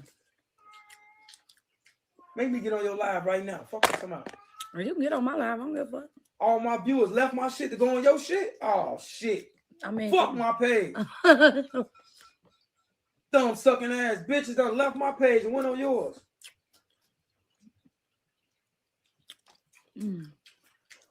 This should have hit. You want some Want some what? You want to taste my lobster? Oh man, that's too much for me. I'm good. Ari, shut the fuck up. You not getting out. We eating. Sick ass bitch. Right. All she want to do is come and sit in somebody's motherfucking face. Hey, T. I thought you supposed to be going to drop that stuff off of your TT there. She ain't want. That's what she called me back in the mall. Oh. And asked did I get it yet? And I was like, no, we was in the mall. And she was like, that was okay. And I was like, okay, bet. Girl, you're not getting out. Ariel, she don't fuck with you, bro. Damn, bro. My cat thinks she finna get out this closet while we eating Bro, some she don't motherfucking fuck crab. with you, bro. So she can be all in our motherfucking face begging, hopping up on shit. Bitch, please. I've been to snap your neck fucking around my crab and my lobster. Ain't gonna do shit. Probably not, but so fast. Nigga. That's why I got her ass locked up. Ain't gonna do shit. All right, let's pop my foot bone. Y'all, I just started eating lobster. I didn't know it was this good. I've always just been a crab eater. Look at my finish looking like, hey man, that shit look kind of familiar. I hope we ain't next. Yeah, over there looking home in the mother. What's going on, Lyle? Talk to me. I talk back. You know motherfuckers. How y'all don't day say been? something live. No, they don't. Actually, they just be watching. I be wanting them to talk to me. That motherfucker don't be talking. Brandon, what's good, baby? What up, Brandon? I'm all on your live. Hey, TC. You don't nobody fuck with me, bro, but Brandon. It's my fucking boy. I'm finna bang this whole motherfucking pan. And y'all see he's mad because nobody's on his live and everybody's on her live. 31 with a bad heart. Hell no, fuck that. Take that shit off, kiddo. We went to Seafood Fisherman Island, didn't we? Fisherman Island on 87th. Look, some of us like 87. Where is that? Out of town ass nigga. Oh no, she know what it said. I mean, 87. It's an out of town motherfucker right now. Like 87. Where is that? Where's 87? 87 place. That'll be in Chicago, Illinois, Bob. I remember I had asked Facebook a question. I'm like, man, where is that? No, I had posted a bar. I had went to a bar downtown. No, you supposed to call me. So you was supposed to call me. I wasn't supposed to call you. I want to go. I told you to call me in the morning. It's on 75th. She's like, 75th? Where is that? I'm like, well, I had went to I went at 75th. I was up north. How we on two different lives? Oh. Yeah. He said no in Ohio. It's both out there in Ohio. You want another corn bag? This corn is good though. Yeah, it is. Brando, what's good, man? What you eat today? Oh, nah, I'm stupid. That's some real nigga shit. You know what I'm saying? I gotta poop. When you approach a motherfucker, when you see a motherfucker, you be like, man, what's good, bro? You ate? That's some real nigga shit. See, I don't, you know what I'm saying? Motherfuckers be so phony out here. They'll hang with you all motherfucking day, knowing you ain't ate shit. I can't hang around no nigga in his stomach growling, man, fool. Oh, hell no. I don't give a fuck where I'm at. If we out to eat, and I know my bitch ain't got no money, we eating, period. Bro, period. Period. I don't give no fuck. Ain't no, let's split. No, we're eating. Motherfuckers be walking around. Hungry. Hanging No. around with a nigga. Nigga ain't even. Man, let me tell you, I ain't no real nigga. I never claim myself no real nigga. But niggas that I fuck with and I know they got families and shit, I always ask nigga, man, how your kids doing? How the kids doing, bro? Niggas that I fuck with, some niggas I don't give a fuck about their kids. Well, I was gonna say, hey, anime. But I be like, damn, bro, how your kids doing? Your Kids fucking that I name on really know, Facebook. you know what I'm saying? Oh, shit, my nose running. Hey, sis. Okay, as you all can see, I'm not going to show all of it because it's kind of long. It's not that long, but as you all can see how he becomes irritated in the live, and I think he talks about, even at some point, he talks about setting her friends on fire, which is the same thing that he ultimately did to her to end her life. And I think when he said that, he had probably threatened to do that to her before, because it seemed like to me she kind of hyperventilated a little bit when he said it. I'm trying to get to that. Kids that I really know.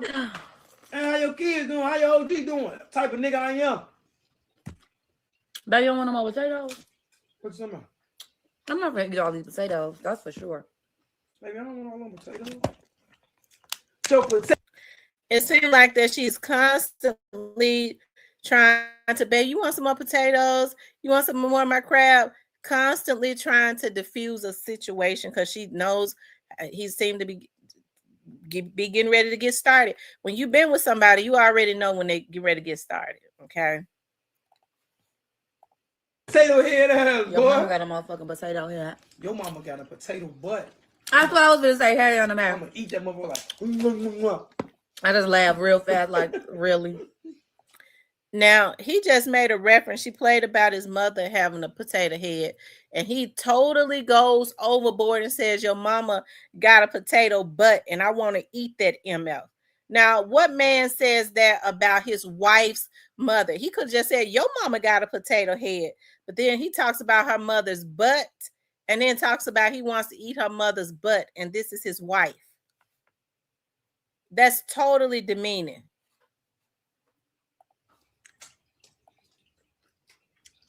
What you been doing? Gee, I ain't had crab legs in so long. Ah, shit, I just had them. I eat these It's been motherfuckers. about... Man, Yeah. at the old spot. It's been about 3 months since I had some You know. crab legs. Because he's talking about me on his live, so I had to get on my live and talk about him, but I end up eating. Your mama on my live, bro. Let me call her.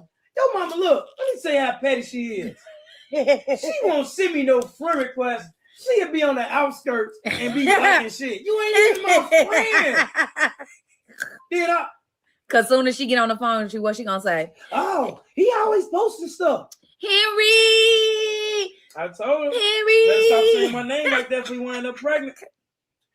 I'm finna call her and tell her you said last that. girl said my name loud like that. I'm finna call her and tell her you said that. He's constantly making references as to doing sexual things to his mother-in-law. Right, you hear him, Jasmine? And she's trying to play it off. You're an idiot. Peggy. Yeah, my goof ass just went about. I just had the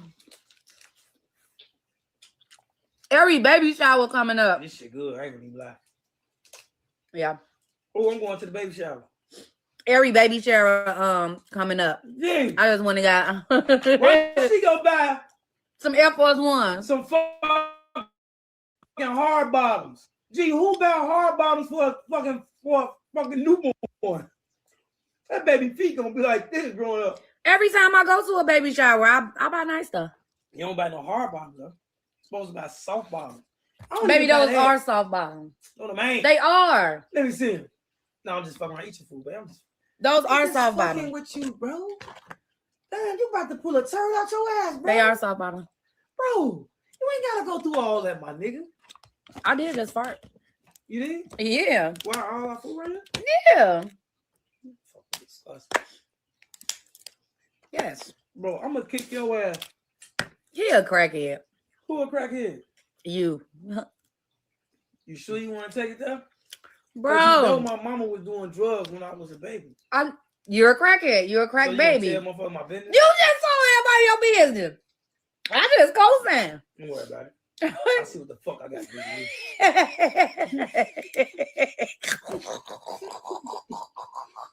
Y'all just see him. I'm finna do you like I'm finna do Bro, don't put me in your fucking eye, bro.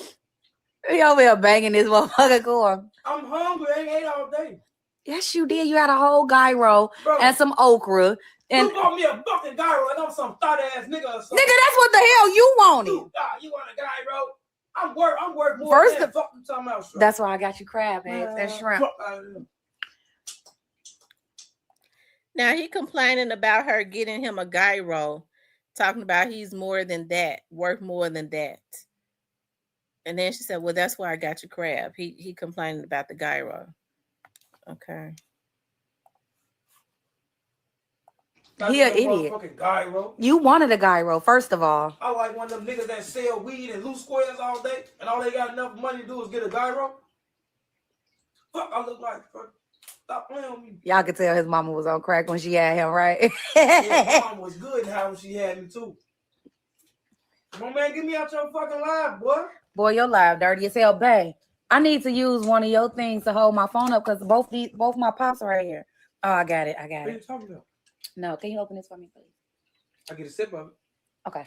All right, just a little bit, because you got... No, it's my nails. I don't want to touch It's the nails for me. Will you fucking listen? I don't have nothing. My hands dirty. It's okay, babe. All right, bet.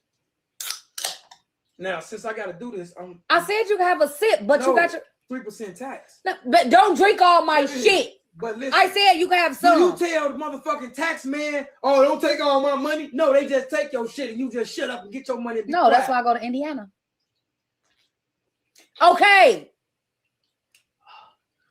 Fucking, he irritating. I'm just saying, listen, baby, listen, just imagine this. Uncle Sam take your shit, you get your money, you happy. I get the money. Didn't I just give you? I'll take a sip. Didn't I give you 3% tax? 3%. Then this. Oh, you gonna take all my stuff? I bought it. What about that one? That was your 3% when I bought it. What you mean? Your Pepsi. I bought you a Pepsi sitting right there. And I bought your icy. Hey, my mans, you getting too loud. You getting too loud. I bought you two. Hey, you gonna have to speak to me. You gotta talk to me nice, baby. Like this. I bought you two. Yeah. Bought you a Pepsi and an ice. Wrong. Hey, wrong bitch. Next time you get into with somebody, you just calm it down. Be like, hey, talk to me nice. Talk to. Because I used to say that shit all the time. Like, that scared motherfucker. Motherfucker be like, why is? Because I'm about to fuck you up. I really got anger issues because I'm short as fuck. I really have the short man syndrome, and I'll be ready to explode. Like when dude hit our car, and I was like, yeah, this is cringe worthy to me. Just looking at how nervous she is because she knows that he is a ticking time bomb and constantly trying to laugh and play it off to keep the situation diffused. I mean, it is definitely cringe worthy to me. Just looking at all of this. I knew baby. I knew I had to get out the car. Y'all, this man hit our car, right? I am so fucking. We just got peaceful. truck too, by the way. But he hit our other car. Listen, this motherfucker get out the baby, car. listen, I am so peaceful. Why did I grab him And start? like?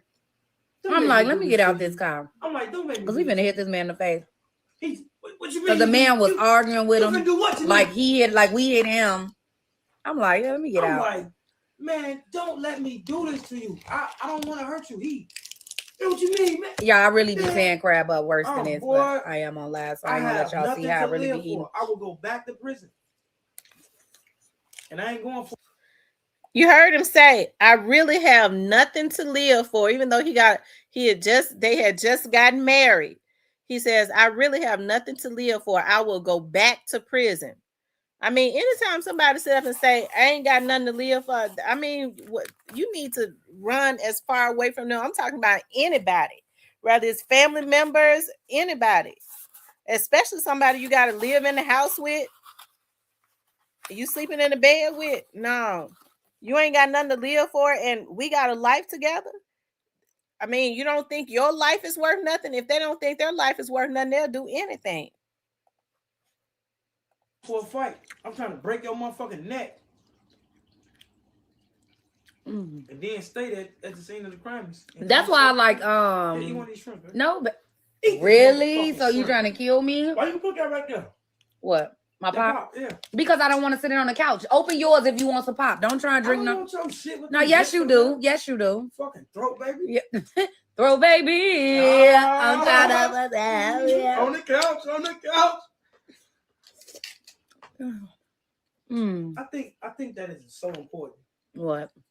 A throw baby? I think that's so important. Well, I think the song is degrading, but it's fuck. But shit, hey, I mean, if you are what you are, then be what you are. So a bitch can't say, "Oh, that song is so disrespectful to women." Bitch, you might need to go home and suck your man dick. You might need to go home and take care of your man, because what one woman won't do, a million other women will. Throwback. But most women. And here's the thing about that. You know, you've heard a lot of men say that to women, and this is not a male bashing thing, because it could be reciprocated. Okay, if you're a good man, you could look at it, you know, like the total opposite. But when you get these men that get to talking about what one woman won't do, another woman will, you get to thinking about what do you have to offer? Okay, I'm not going to do it. So I'd be glad for another woman to take that position, because I'm not going to, because I don't even want you in my life. I think people got to start getting to, because especially when people just get married, And you already, oftentimes when you marry somebody, you already know it's a mistake most times. And they stay all that time because it's about a look. Like I said, it's cringeworthy to see her being nervous and how fast she's eating and trying to keep him neutralized because he's a damn ticking time bomb. First of all, she on live. It's disrespectful for him to be all in her live, but she's got to talk to him to keep him neutralized. I couldn't live my damn life like that. For shorty. Talk about $40.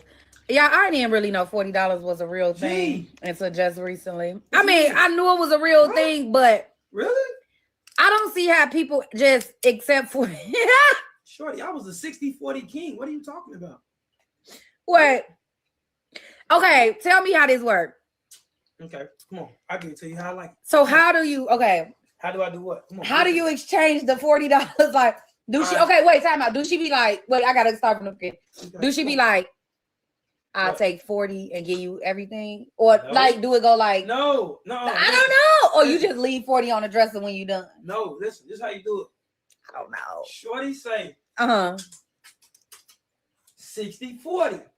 Right? That's wait. Is that established before y'all do it? That's always established. How do the establishment start? What is said is what my thing. I bet she whoopty bam. I'm doing deals for the low. I'm doing 50 for the whoopty bam. 120 for an hour, 200 for the whoopty. Oh, so it's really a transaction. It's like a menu. Like I'm going down the menu. Like she like. So he's sitting up telling his wife that he buy prostitutes.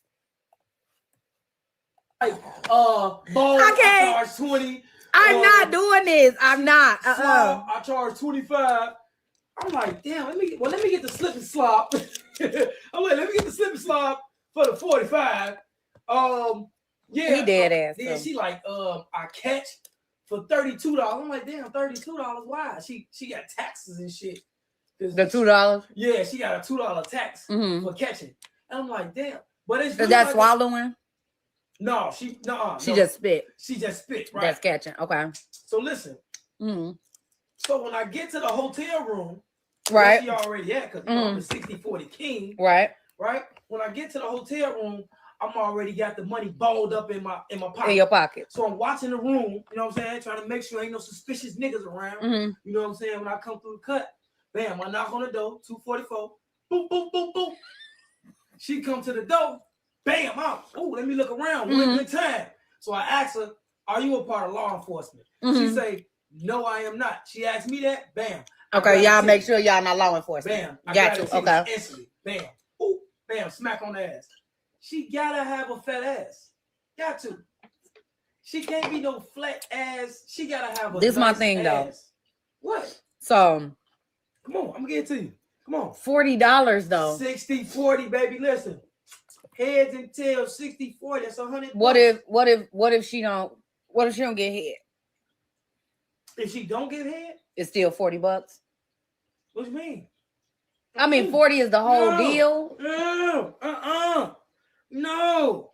If she don't get head, then what the fuck she doing? What you mean? What she doing? She gotta do everything for $40. Yeah. I ain't gonna even lie. I ain't paying for no pussy, G. I ain't gonna even lie. I ain't paying for no pussy like niggas literally be paying for pussy like, man, sure, I got 100 for you right now. Right. That's okay. I ain't paying for no That's pussy, not how G. you do it. Like, I don't got to, G. I really don't have to, G. Right. But I don't have to like be on a bitch like, sure, that got a couple dollars, come fuck with a nigga. I don't gotta do that. A bitch really wanna fuck with me and be like, damn, I wanna kick it with you.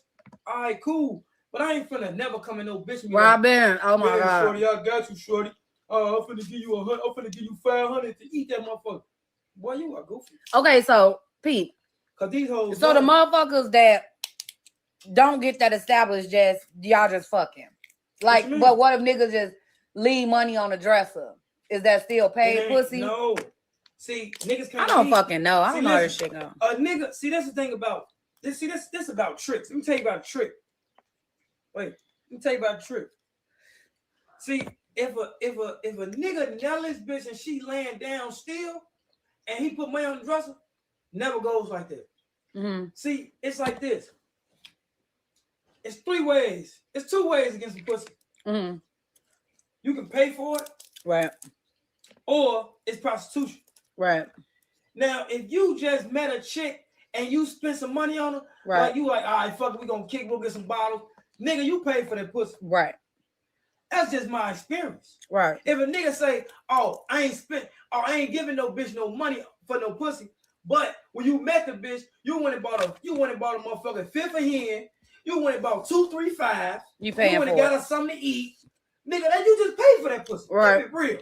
You done bought the bitch 2 packs of cigarettes. You done bought the bitch 2 packs of squares. I am.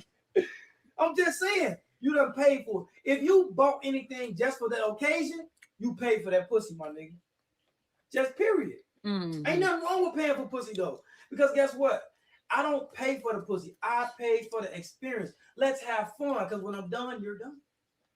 But it's not like a nigga like, man, shorty, you got $100, shorty, come fuck with me. That's a trick ass nigga. That's niggas who trying to get it done. You know what I'm saying? Like when I first met you, remember I was like, man, shorty, what's up? You know what I'm saying? No, I don't, motherfucker. Well, stop Oh, my mama, you lying. You a lie. Here we go. You. Damn. You're not gonna go on live like that. No, listen, I came. I'm gonna let them have it. Come on, go ahead. What happened? I came over. Listen, you, man, I just cooked. You want to slide on? Why not? I come over your crib. You, damn, what you sexy as hell? Oh, thank you, blushing and shit. So what happened? Ah, man, shorty, you made me a plate with the fried motherfucking what the fuck that was? The shit you love making. Fried cabbage. The fried cabbage chicken. Oh, dang, oh, this shit decent, shorty. What you doing? I get to the door. Ah, man, shorty, give you a hug. And what you say? Damn, I don't get no sample.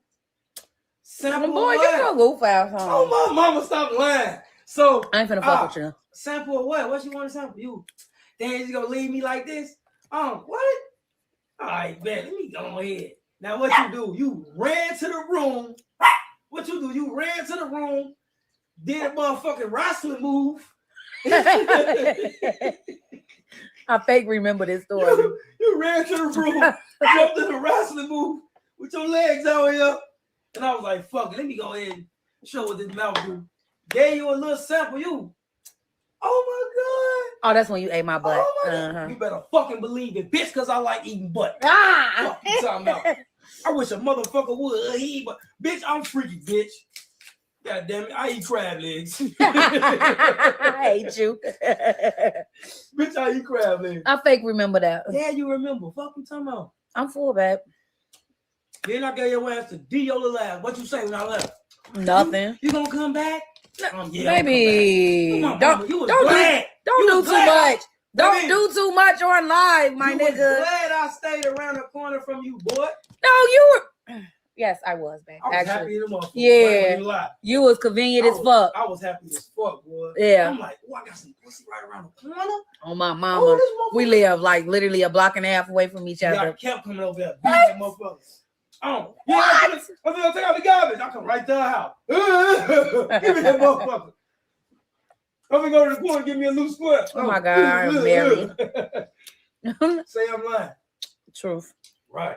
I remember now. I know. Fuck you mean, shorty? Every time you heard that motherfucking Future, you, oh, here come baby. Now, what was that song I used to play? That Call Me Daddy. Did you ever call me daddy? Ever call me daddy? Oh my mama. You already knew I was coming. Yep. You heard that. That song used to play coming down the street. I knew this motherfucker. I was already at the buzzer. Boy, you had your motherfucking leg over the sink. Buzzing, ready. You had your motherfucking leg over the sink. It's open. It's open. Yeah, don't worry about it. We used to have so much. We still, you know what? It ain't. We didn't. Fuck with you, boy, fuck you.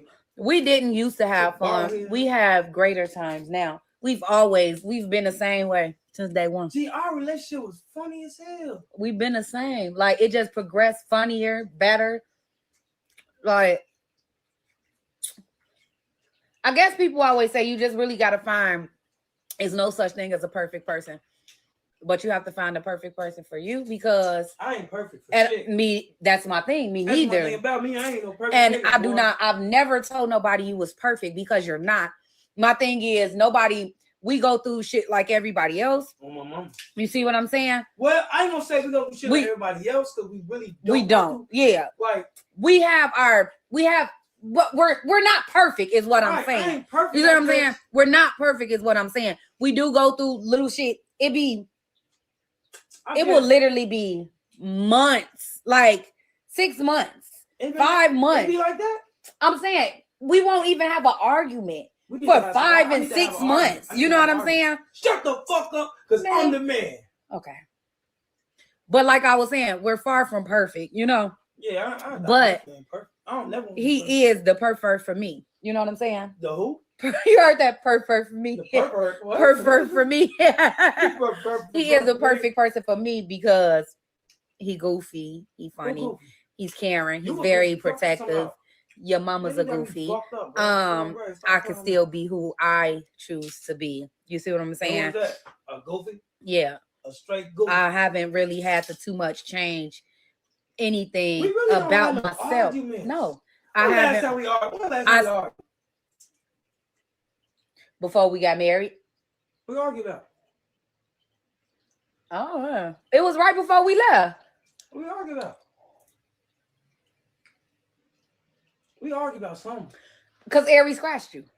And you was like, yeah. Right. But that wasn't even an argument about something me and you did. It was. I'm gonna tell you what the problem was. Because you was like, I know what the problem was. You was like, what you do to her. And I'm looking like, I didn't do shit. As you probably can see, when I was just doing that, what she was doing? She was growling, wasn't she? Just imagine when I actually threw up, she attacked me. And the first thing you told me was, what you do to her? And I'm looking like, what did I do to her?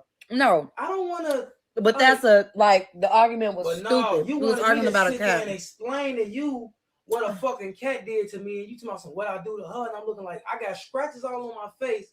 I'm sick. And you told me what I do to your cat. I'm sorry, babe. Cause no, don't be sorry. That was inconsiderate. Cause I'm telling you, she playing. I'm gonna fuck you up, bro. I beat you in your fucking sleep. Shit. Baby, where my juice at? What juice? It's behind your phone. Oh, yeah. Yeah, we don't really get no arguments.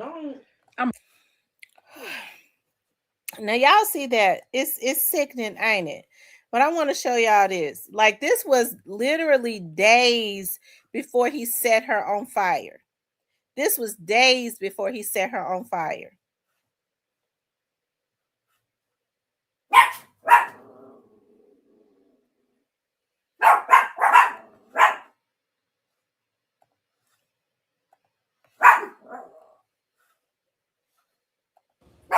She said dinner time for the hubby. Okay, so this was the crab that they was eating because he was fussing that she went and got him a gyro sandwich. And y'all heard him going in on her about a gyro sandwich that she bought him. Like he said, like I'm some thought. So then she went and bought him a crab thing. Okay.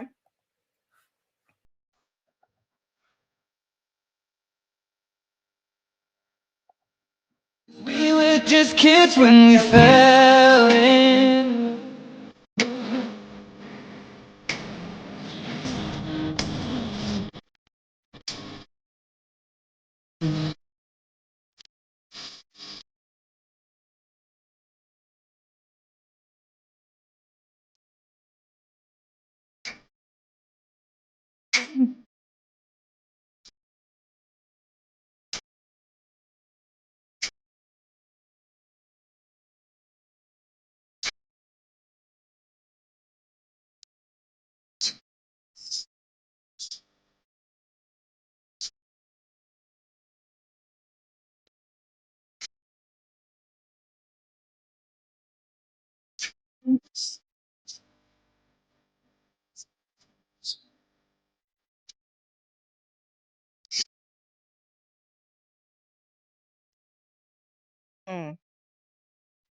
That's so sad.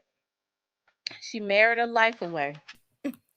That's how I looked at it. She married her life away. She said they barely argue, but I mean, just listening to some of the things that he said and how she constantly had to neutralize him and keep him, neutralize or diffuse. I mean, that right there is a job within itself.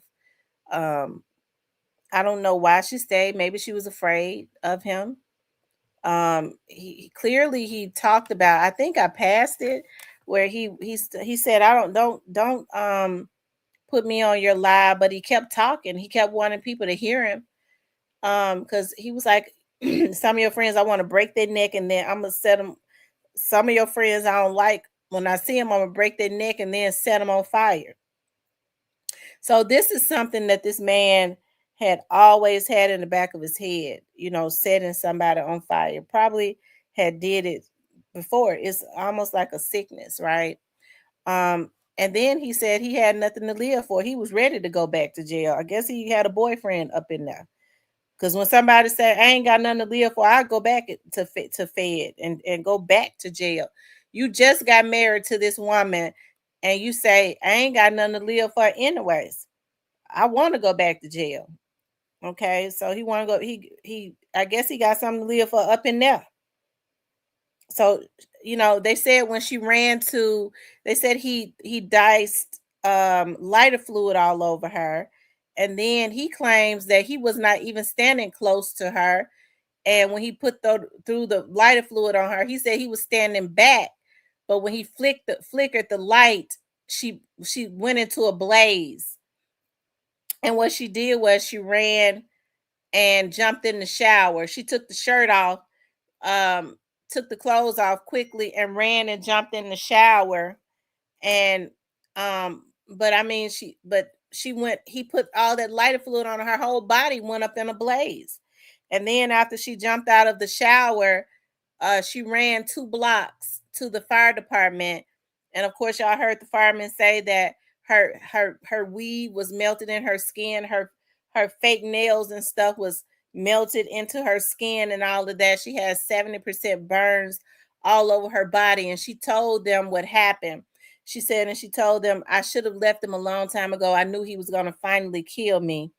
And but you could tell she was afraid of him. You can hear him when a man says, do you want to go there? Do you want to do that? He was looking for a reason to go off on her on the live, because he probably didn't want her on the live, or he wanted to embarrass her on the live or something like that. I wouldn't be with a man if I'm on my motherfucking live and he doing all that talking in the background and I'm on my live. Okay, I can't be with no man like that. That's totally disrespectful. But she's trying to keep him neutralized so that he won't go in. I couldn't sit in the house with him because I'd keep my pistol up under my thigh. And I can't live like that. So I can unload a clip on his ass. Okay? So what she should have did, but she was afraid of him. So she's saying they never did any arguments, anything like that. It's really hard for me to believe that. She should have had left him, or she should have been putting paperwork on him, because it's obvious that she was afraid of him. Okay, so that she putting that paperwork on him so she can go ahead and kill him, because somebody like him you probably have to go ahead and kill. Okay, and so because she was in fear of her life. But I mean, she wasn't putting no paperwork on him, so she probably would have had to go do some time. So it's really sad, you know. And I'm not promoting violence. I'm promoting taking care of yourself, looking out for yourself. This man consistently talked about, made sexual comments at her about her mother. Listen to how your mother calls my name. She gonna end up getting pregnant. I'm gonna end up getting her pregnant. Your mama got a big old butt, and he said he want to do something. He want to eat her butt. What kind of man says that? Even if he's playing, he's not really playing. It was disrespectful. She was scared to address it. So you saw she did those nervous laughs. That is totally disrespectful. That's why you really have to know who you getting involved with. You got to know who you decide to just talk to on the phone and be friends with. Hell, because they'll lose their damn mind on you. They'll develop some type of obsession, and you just a friend and you talk and never even seen them before. Okay, in person. and they'll develop some type of mental obsession with you. So that's why now you really have to move carefully and definitely not, coming into one. And my sister's relationship is not like this. It wasn't like this at all, and my brother-in-law, he's still my brother-in-law. Okay, but my loyalty is to my sister. There was never any mental abuse, no physical abuse, anything like that. I have to give it to the brother. At one time, he was working 2 jobs, especially when they got ready to get their house. But what he did was he started listening to his family, who was used to controlling him.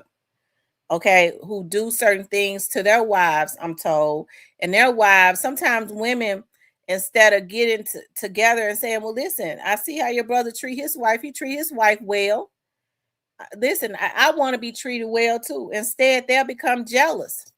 Their brother treat me like a dog. Why this brother right here treating his wife right?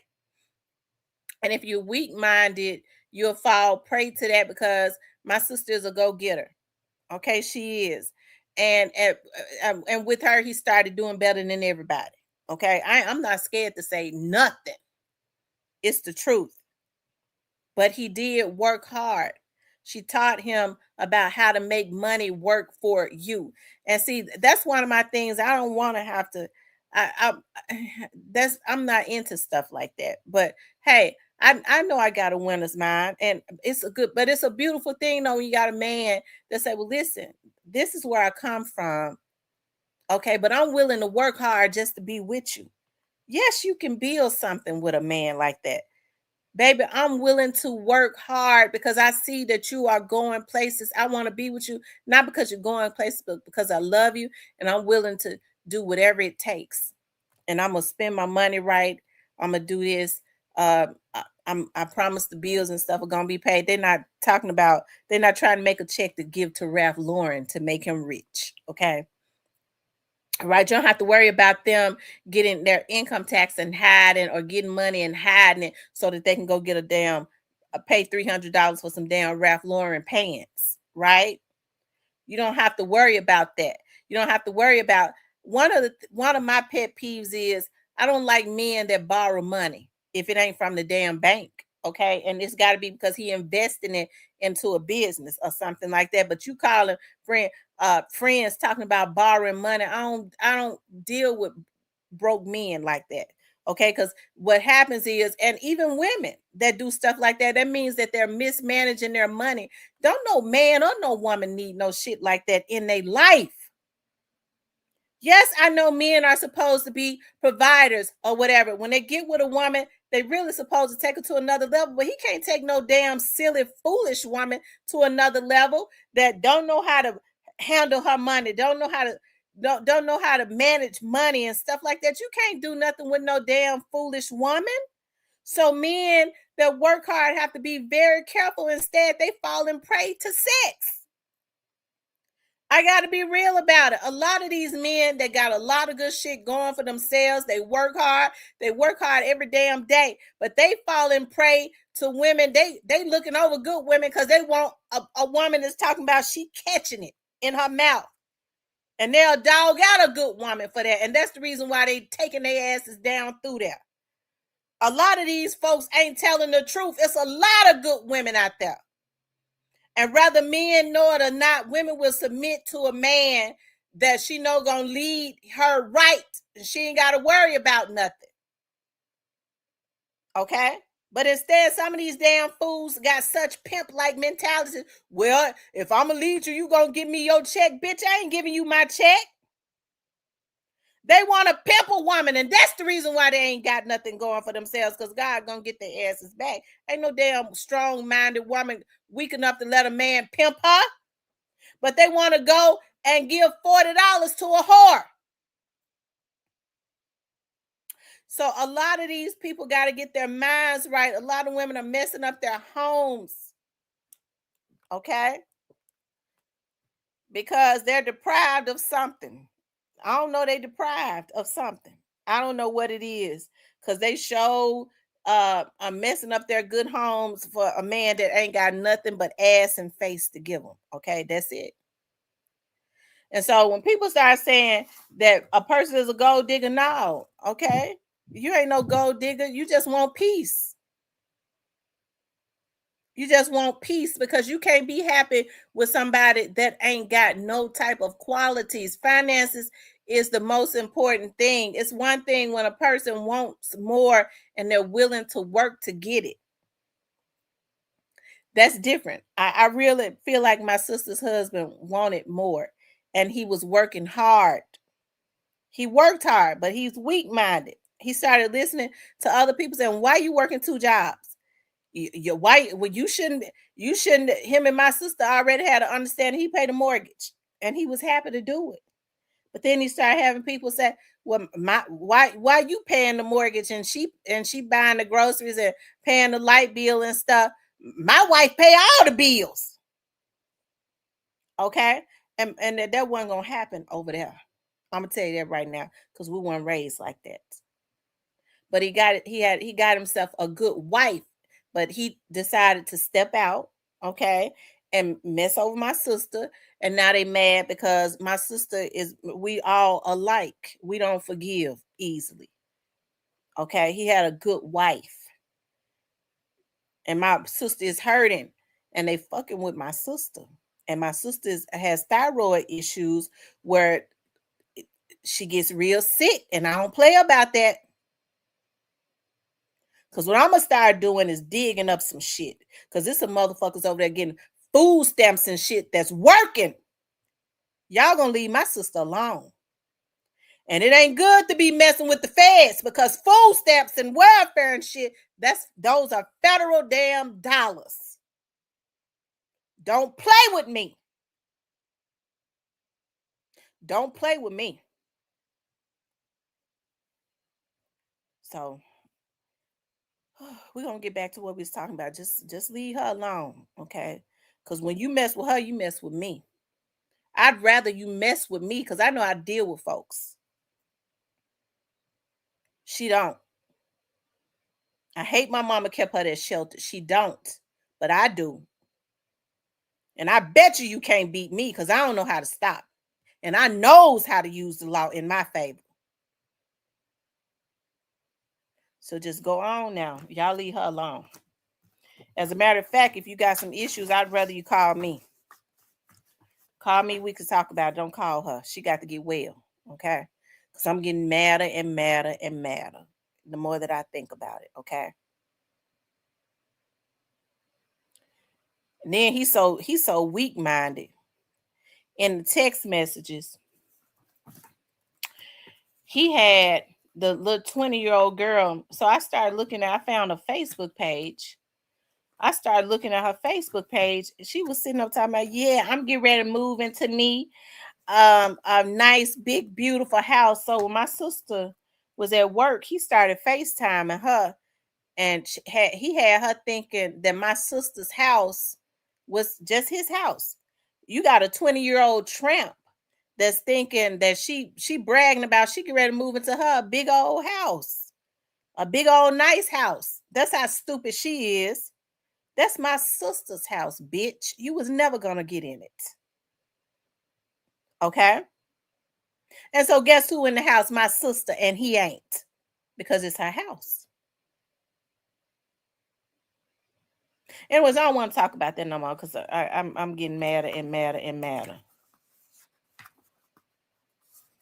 But she's 20 years old. You got a 39-year-old man that was playing games like that because he didn't want to live in the real world. He said my sister was too goal orientated, was too focused. Okay. And he wanted some affection. They was going out of town all the time. They took vacations and stuff all the time. Couldn't he have talked to his wife about it? My sister is sick, so she couldn't cook every day. because of her thyroid issue, because of her being weak sometimes. Bitch, you go and you do my sister like that, and now y'all think y'all gonna run her crazy? Bitch, I'm the one. Say something to me, because what I'm getting ready to do is get some motherfuckers put in jail for getting food stamps that ain't supposed to be getting it. Okay? And y'all know I know. Okay, that's what I'm getting ready to do. I think I'm gonna call the food stamp office, Department of Human Services, the first thing. I'm gonna put that on my agenda because I forget stuff. I'm gonna put that on my agenda for the first thing in the morning. Maybe if some of them in jail, they can't be messing with my sister and she can get well. Y'all brother fucked up, not my sister. But if you bitches in jail for stealing from the government, then y'all won't have the time to be stressing my sister out. I think that's the only route I know to take. I can't do nothing to you. I got too much to lose. I can't violently do nothing to you. So I got to do the legal thing. You got to go to jail.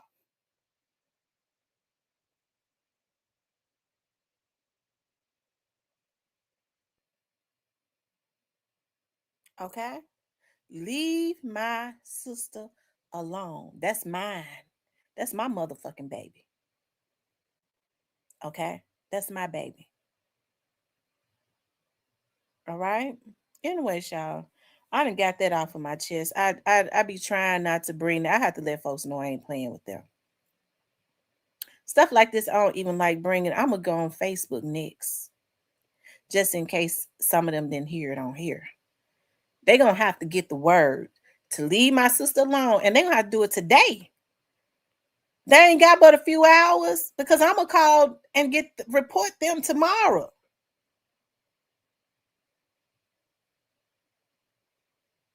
Okay? I don't throw rocks and hide my hands. I want you to know what I do. My sister didn't do it. I did it.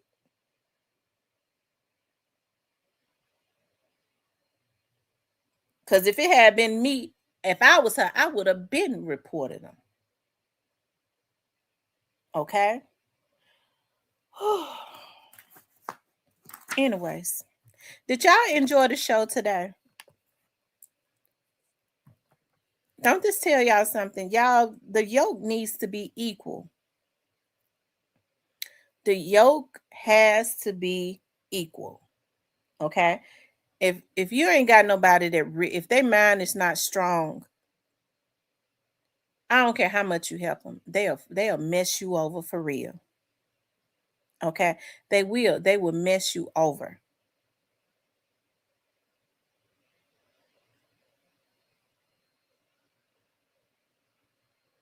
When their minds are not stable, when they're sitting up talking about, when people sit up talking about, I don't have nothing to lose, I don't care if you working for a donut shop. Get away from that person that says that. Because if you got a donut shop, you're working at a donut shop, you still trying, you still got something to lose. You trying to do something for yourself and have something for yourself, and you working hard. You think enough to say, I want to have money in my pocket. I'm getting up and going to somebody's job. Don't be around people that's traumatized. Listen, I know we be wanting to save folks. I got one of them spirits. I got a healing spirit. But now when I start to feel drained, I get people away from me because I'm not going to be drained. Some people don't know how to do it though. But I have a healing spirit. I like to try and heal people spirit to let them know you are worthy. But when you start to drain me, you got to get your ass on somewhere. Because now what you're going to do is I ain't going to be able to take care of myself. And that's what people need to understand. Folks be pouring into folks so much, they deplete themselves. How you going to take care of yourself when you constantly pouring into somebody else? The best thing that a person can do most of the time is go be by themselves and get themselves together. That's why I don't have issues with spending time by myself. I understand, like with my dad's death, I had to heal. But I was functioning though, okay? I was never one of them ones that was so jacked up, that was so messed up that I didn't realize that I didn't go work. broken heart, broken spirit, everything. I got my ass out and went and worked because I didn't want to fall behind in no bills. I didn't want to lose nothing I had. I didn't want to have to be borrowing no money. I mean, what I look like at my age, 40 something years old, sitting up calling somebody every month talking about, can I borrow some money? Okay, it's one thing when you fall on hard times and you've been trying, but when you sitting up talking, I want to go buy some clothes, I want to buy Ralph Lauren, I want to do this, and you ain't working. Ralph Lauren and any piece of rag should be the furthest thing from your mind when you ain't got no damn job or you ain't making enough. Your essentials are supposed to be first. You can't have nothing with nobody that's messed up and shallow like that.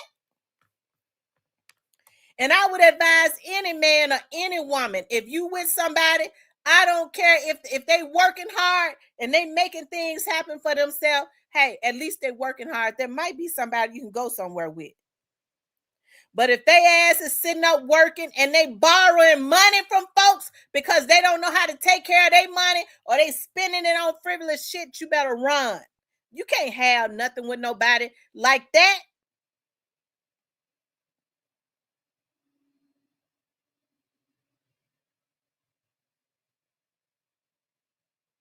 And so the worst thing that these folks do is try to call women gold diggers that don't want a man, that don't want to do shit. They ain't got nothing. You can't even have peace with somebody that ain't got nothing.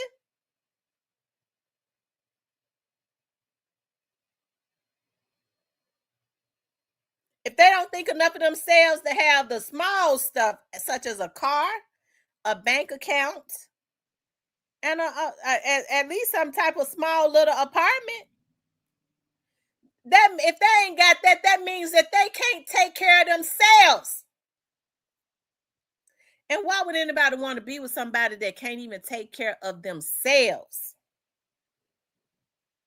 That's the small shit. When they get to talking about how hard it is, it's hard, but you got folks show doing it all day, every day. Some people think they too good to go work 2 jobs to be able to take care of themselves. I can't work 2 jobs. That's too much for me. If that's all you got, you better go do it. Unless you're going to go take a trade. Stop dealing with people when the yoke is not equal. I do just good sitting right over here by myself. But guess what? I ain't stressed out.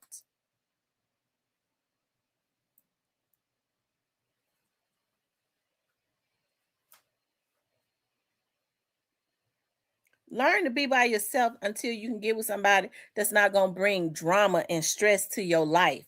And a broke person, whether it's a man or a woman, can't do nothing but do that, not unless you're rich.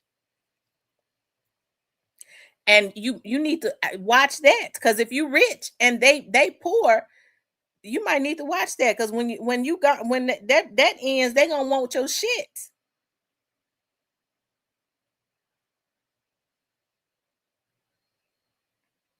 Stop falling in love with people because of what they do sexually.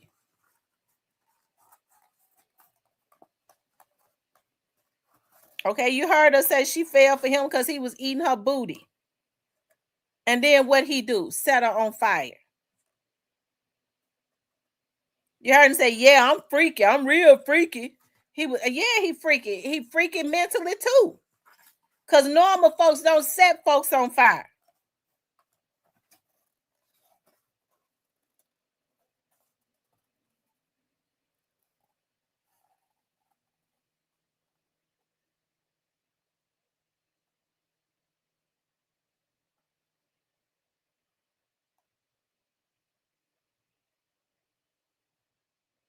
Okay. I ain't mean to tell all my sister business, but don't nobody know who my sister is, so it don't matter. Okay. But God is going to bless my sister, because my sister is such a good person. Me, I got my flaws and stuff. My sister is just like my mother. She is so like non-judgmental. My mom is a country girl that came from out of Mississippi. and she still got those roots. They didn't move up to Memphis until they was about, my mama said she was about 11. My mama was a country girl. My sister is just like my mama. I'm a country girl too, but I'm a motherfucker, okay? But I'm a good person. But I love growing up in the hood when I did because it taught me a lot. Okay? I got my mama's kindness where I want to give people, I be wanting to see people do good. I'm not jealous of nobody. I might get a little boyfriend or something. I might be a little jealous of him, but I'm not jealous of what nobody else got because I know how to go get it for myself.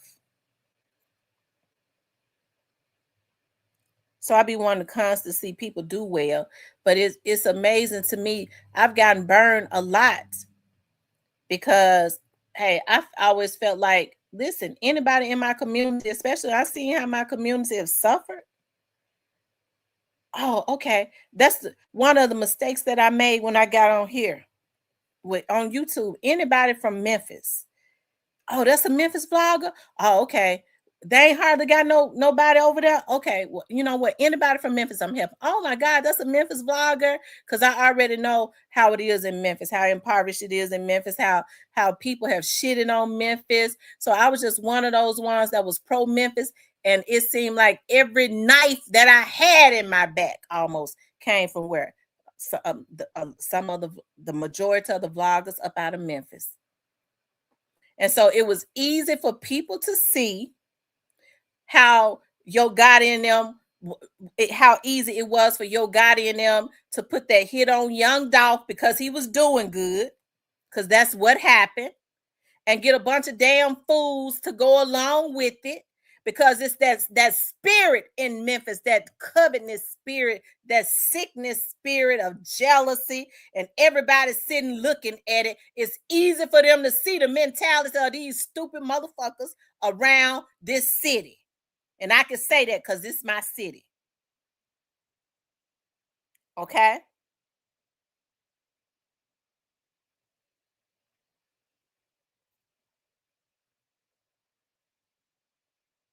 It ain't no way in the damn world we should have had people debating on or even, well, you know, Young Dolph shouldn't have did this. It's a damn shame. It should have been, no, Yo Gotti and them was wrong, and there ain't no more discussion about that. But not in Memphis. I had to get a dude straight. I had to get him straight, and it hurt me because I was like, dog, you know, this dude was my dude. I was like, dog, I thought at least with him, he ain't had that type of spirit. And to hear him say, well, you know, baby, with his stupid, ignorant, ugly ass, baby, you know, Young Dolph he would come to Memphis and he would be riding around the hoods in his cars. I said, what does that mean? Well, you know, some of them dudes probably thought he was trying to show them up. I said, how the fuck a man? Young Dolph was the one that hustled to get what he got. Could any of them dudes rap? Could they? What, he supposed to minimize who he is because some of the rest of them ain't got it? They supposed to be motivated. They supposed to see him riding through there in them cars, and they were supposed to get motivated. Dolph, man, look. Hey, what can I do? Listen, I want to have a business mind. Dolph had a business mind.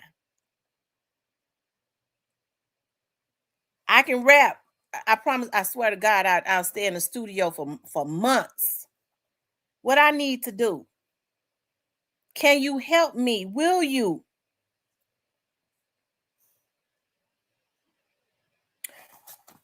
But a lot of people ain't got that type of mentality. They sitting up. I couldn't cuss him out good enough. You gonna lay your old ass up next to me with that type of mentality? I don't even want you no more. It ain't his fault that they ain't had the hustle or the talent. Yo Gotti had the talent, but he ain't had a business mind. He didn't get it till later. By that time, he was already tied up and still is in them 360 deals. And he's tying everybody else up in them. Look at, he done ruined a whole generation of damn folks that's talented like Moneybag and all of them. And you get mad at a man because he ain't got that type of mentality that he was smart enough? Well, Yo Gotti rap better than Young Dog. It don't matter how good you can rap. What's the business? The bottom line is the business. He had more money than Yo Gotti. You know why? Because he had a winner's mind. That's all that matters. The bottom line is the business. You got Moneybag Yo running around here right now, talented as he can be, and broke too. That's why he got the process service trying to hunt him down, because he can't pay no bills, because he got 4, 5, 6 folks in his pocket before he ever even get a dime. And Moneybag's supposed to be national. He's supposed to be no crossed over. He got that type of talent.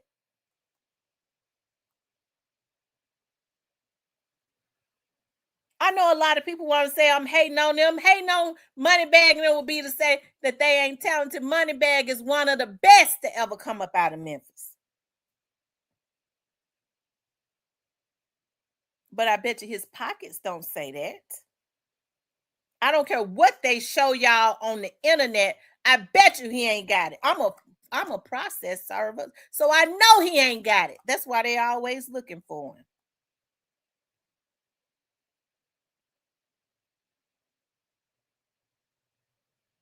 Okay?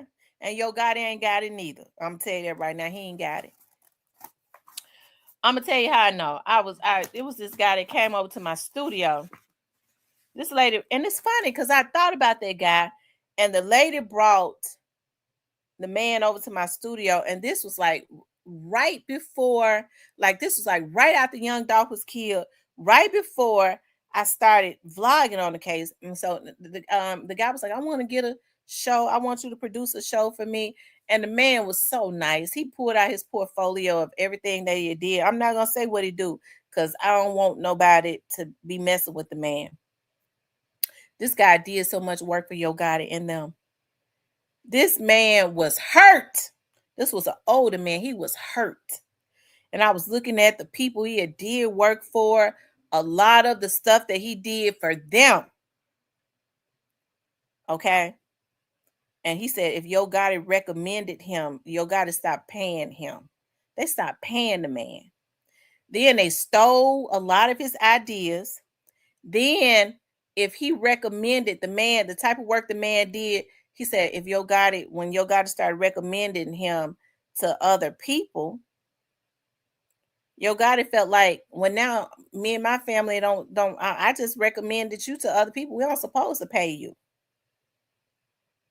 And I believed him. I believed him when he said it. I had not even started vlogging on the case yet. That man was hurt.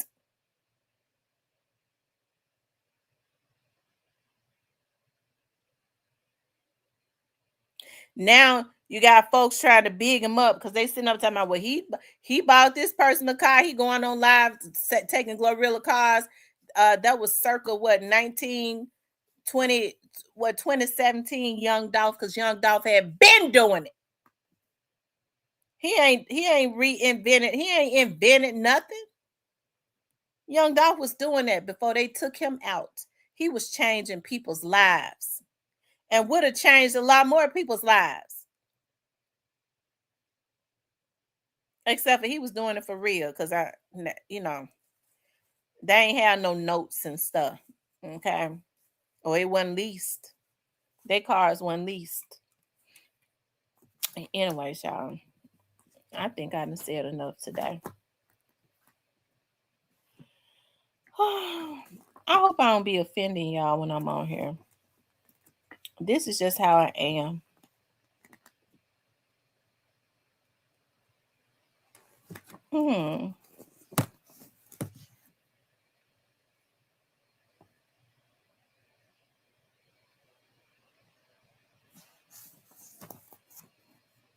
This is just how I am.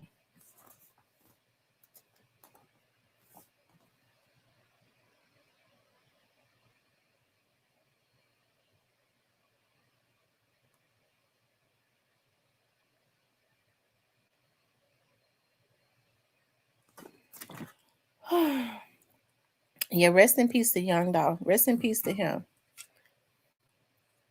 So when folks get on here and talking about, why don't you talk about something else? I tell them, go F yourself. I talk about what I want to talk about on my show. Young Dolph represents excellence. He's he's the blueprint for real. Okay. He's the blueprint to truly getting it out the mud and then giving it back so that these young dudes would not become young slaves to the industry.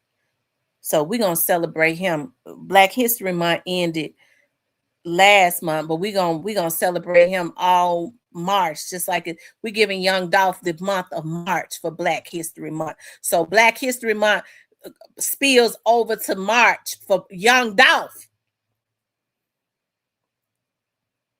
So it's Black History Month this month, and we're gonna celebrate Young Dolph all month. That's how we do it. And YouTube don't pay me none. Y'all to see how little that YouTube check is. It don't matter. Okay? Because I makes money.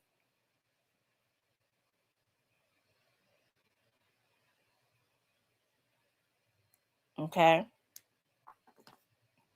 If you need to get out of jail, I'm a bail bondsman. I can get you out if you need to you need to serve somebody like Moneybag. I'm a process server, licensed and bonded. I could do that for you.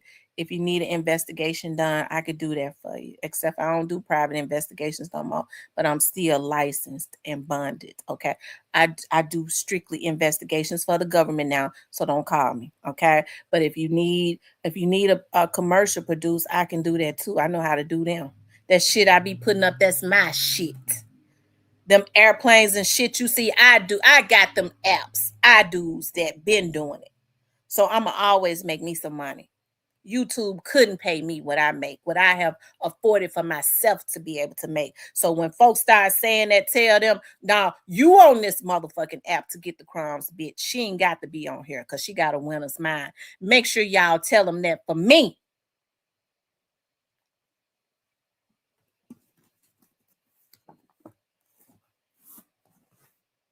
Okay.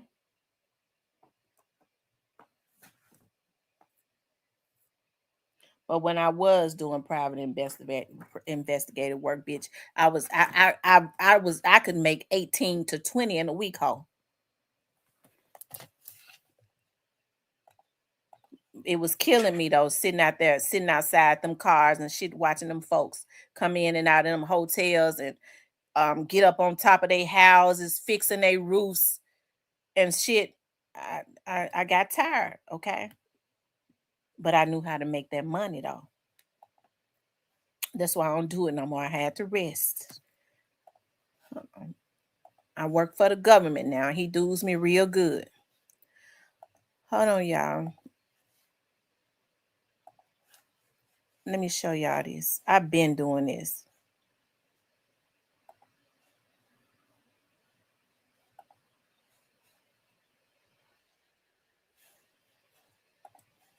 I was producing my own commercials. Y'all know how long I've been on TV? I was on Comcast starting in 2013. I had to learn how to do my own stuff.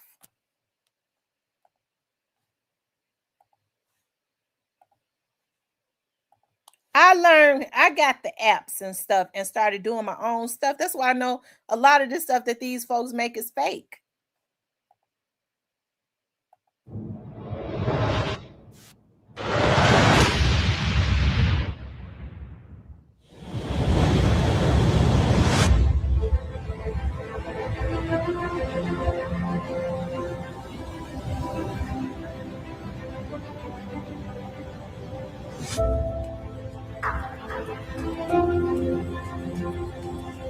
And let me tell y'all something. When I started getting those apps and I started doing that stuff and I was putting that on Comcast, folks was blown away. They weren't, especially back then, they weren't used to nothing like that. And I did it because I wanted for people to be inspired. I like airplanes and stuff like that. Okay. It's about the imagery of it. I want you to be inspired. Bitch, you got a whole airplane with your name and stuff on it, and you protect it like Air Force One. That's the type of mindset I got. That's the reason why when these folks come around here and they start messing with me, trying to mess with my peace, you ain't got to have these men harassing you. Put paperwork on them. And women. Because these women so jealous-hearted, they just as bad. I ain't never in my life got with no man to try and harass no woman. These men don't go against each other for women, but you always got women jumping on the bandwagon to go up against other women to try to take them down because of how damaged they are.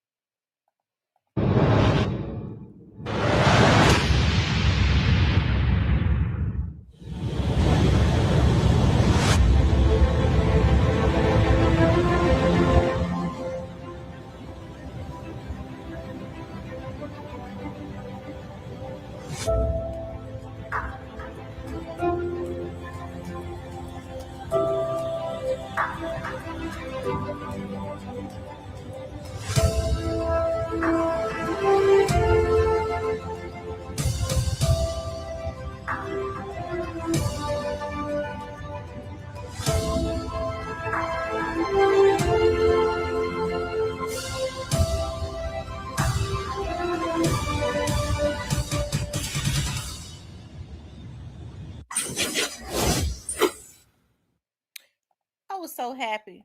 I remember my dad came into the office one day. He said, I went over to Best Buy. He said, I went over to Best Buy. And I mean, it was a big garbage bag full of stuff.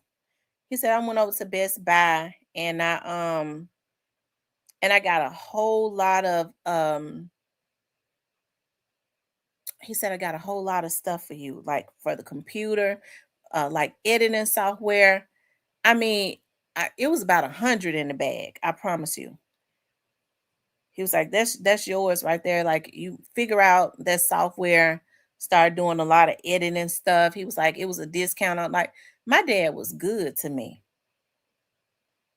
And so I would sit there, I would take my kids. I was so determined because I had an opportunity. That's why these bitches can't take me down. I had an opportunity. I was like, dog, people don't get an opportunity with their dad to say, look, I'm getting ready to retire. And I know I'm getting ready to get $1 million. I'm going to get 900 and some $1,000. And so I want to constantly be investing. So I decided I'm going to invest in my kids. And so he was like, that TV stuff you want to do? He said, I see Thaddeus doing it. So if you could figure out how that company do it, if you could figure out how to start your own network, I will invest in it. Thaddeus came, I was like, dog, how do I get on? How do I get on? So I knew I couldn't call that network because of how they was. Okay, they weren't going to tell me. So God is so good. I was looking at Thaddeus Matthews one night, and they got mad at the director of Comcast. And he started calling. I know that production company told him to call the man out. So he started calling the man out and saying the man's name. Y'all know I'm an investigator. I was like, oh my God. So he said the man's name. And I was like, okay, what I'm going to do is I'm going to run the man's name, find his phone number. So what I did was I ended up getting on the internet and I saw the guy's name, not knowing he had a son with the same name. So I was like, you know, are you like the director of Comcast? The boy answered me back. He was like, no, my dad is. I said, okay. I said, well, I'm trying to get my own network. And it's been, I don't know who to go through. I heard that your dad is the director over Comcast. And he was like, so he gives me his dad's office number and phone number, cell phone number. He said, if he asks you how I got it, how you got it, tell him I gave it to you. So I called, leave the man a message. He didn't call me back for 3 weeks. I'm sitting at work. He brings the phone. I was working at the sheriff's office. He was like, yeah, I got your message. You trying to get a network or something? I was like, yeah. He's like, I'm going to send you over the application. The application was like 35 pages long. I was going to need like $2 million worth of insurance, just all of this stuff. It was in lawyer's language, so I couldn't really understand it. So about a week later, the guy was like, you haven't sent the application back over. I was like, well, I think I'm going to have to get a lawyer to read it. I know I got to get $2 million worth. He was like, I tell you what, I approve everything. I'm going to read it to you. He said, you just fill out what I tell you to fill out, because he was mad at the other production company. See, when it's something that's for you, a devil in hell can't stop you from getting it. They had Thaddeus online talking bad about him, the other production company, because they was mad about something. But they had bought a lot of the time. He saw I was getting ready to be their competition. He said, you going to be their competition. I tell you what, I ain't selling them no more time until I approve you. I'm going to let you get the cherry pickings. So they ain't get ready to get no more time until you decide what you want. When it's for you, when God gives you the vision, he'll give you the provision, and then he'll give you favor. That man didn't know me. He told me everything to put on that application. I didn't have to go pay for no lawyer. Then he said, fax it back over to me. I'm the one that approve it. I'm going to approve it right now. Then he sent me to the insurance company and said, I told him you coming to go ahead and approve your insurance. We faxed that shit back over there, and I had a network within less than a month. When you got favor, that's what happens. My dad said, well, you did everything I told you to do. You figured that out. He went about my cameras. Judge Joe Brown walked in there one day into my studio. We went and got a studio. He said, go figure out what we can set up so you can have your studio. We didn't know how we was going to do this. I ain't know nothing about no video. So I went over there to the first Memphis Plaza, and we got a look. At first, we had a little small studio. And Judge Joe Brown walked in there and said, listen, I used to sell cameras and stuff. What kind of camera is this? He was like, the best. He told us the best kind of cameras to get. My dad was like, the next day my dad went and got them. Every year my dad updated my cameras, got me new cameras, new editing software. He just did everything, new furniture, everything.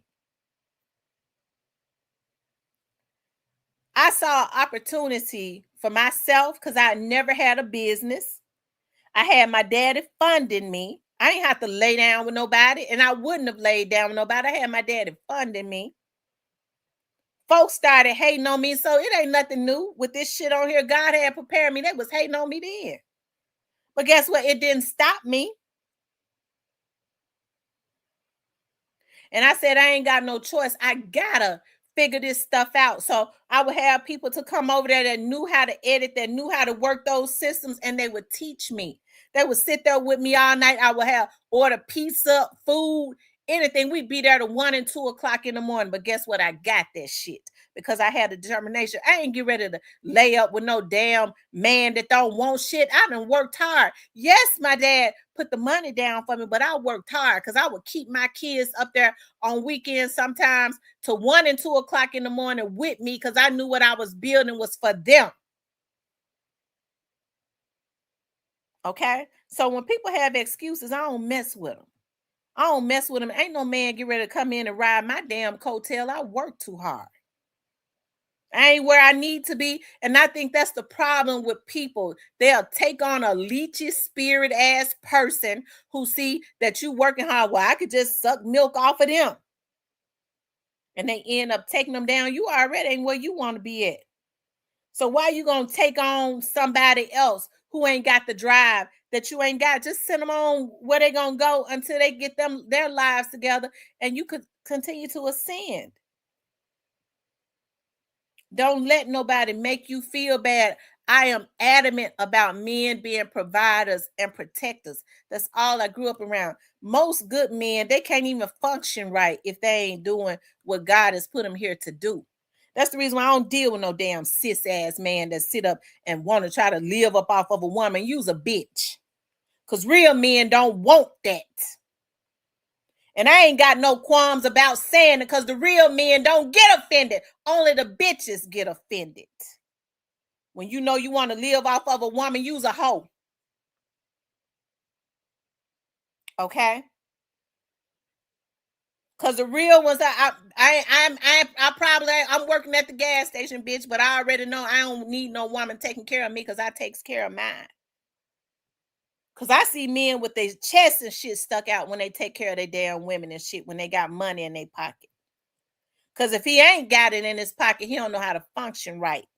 He don't sit around with his thumb in his mouth looking at his woman, putting more stress on her.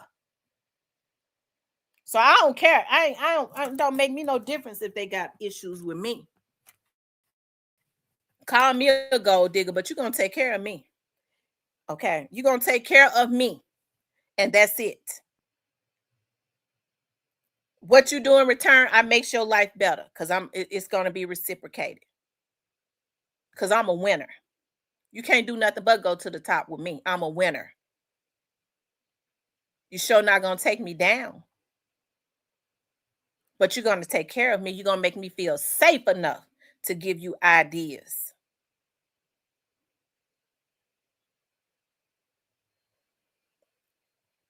I think the problem is just like oil and water don't mix, you know, losers and winners don't mix. People forget that.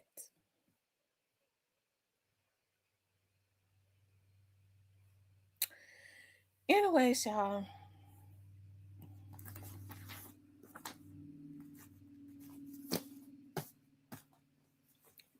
But shout out to my little sister. Okay. I'm so proud of that girl. It don't make no sense. Even in her sickness. I remember when we didn't know that what was going on with my sister. She had always been a real thick girl. And then her thyroid flared up and we didn't know what was going on. We was going to the hospital and my sister lost like 30 to 40 pounds in a month. Her eyes started to bulge, like, because we was taking the doctors didn't even, it just so happened people can say what they want to about the med. I remember my mama was sitting there crying and my mama said, my child is deteriorating right in front of my face. And I ain't going to work. I'm going to a hospital and I'm not leaving until they tell me what's wrong with my child. And my mama went to the med. The med get a bad rep, but it's some good doctors at the med. And my mama went, they sat out there. You're going to sit out there all night. But I bet you one of those doctors ran all types of tests. And she said the doctor was like, why haven't they told y'all that she has an overactive thyroid?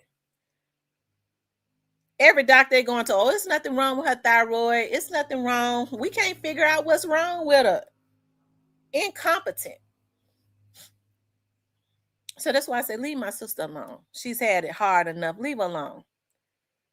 It ain't nothing wrong with me but a little kooky, so I can handle it. Okay, I went through my depression with my daddy. Okay, but I was still functioning. But I'm 100% now most of the time. Okay, I mess with me. Cause see, I do some things my sister won't do. Cause I'm getting ready to call and there'd be known some folks getting food stamps and they ain't supposed to. My sister don't want to do no mess like that, but I'll do it. Sometimes the best thing you could do is throw a person into a storm. They don't know how to act when they ain't going through shit. They want to mess with folks. You put them into a storm, they be too tied up and going through too bad to be messing with folks. Sometimes that's what you have to do to them. Then they'll leave you alone. Folks don't know how to leave people alone. I think what most people, all they ask you to do is leave me alone. You're already doing wrong. A lot of folks so damn stupid. They so damn dumb. They be sitting up doing all types of crooked stuff and think people don't know what they doing. I can't tell y'all how many times, and Onan is one of them. It's a whole lot more of them. When they started messing with me, I went and got all the dirt I could get on them. Okay? But with Onan messed with me so much. He had such an obsession.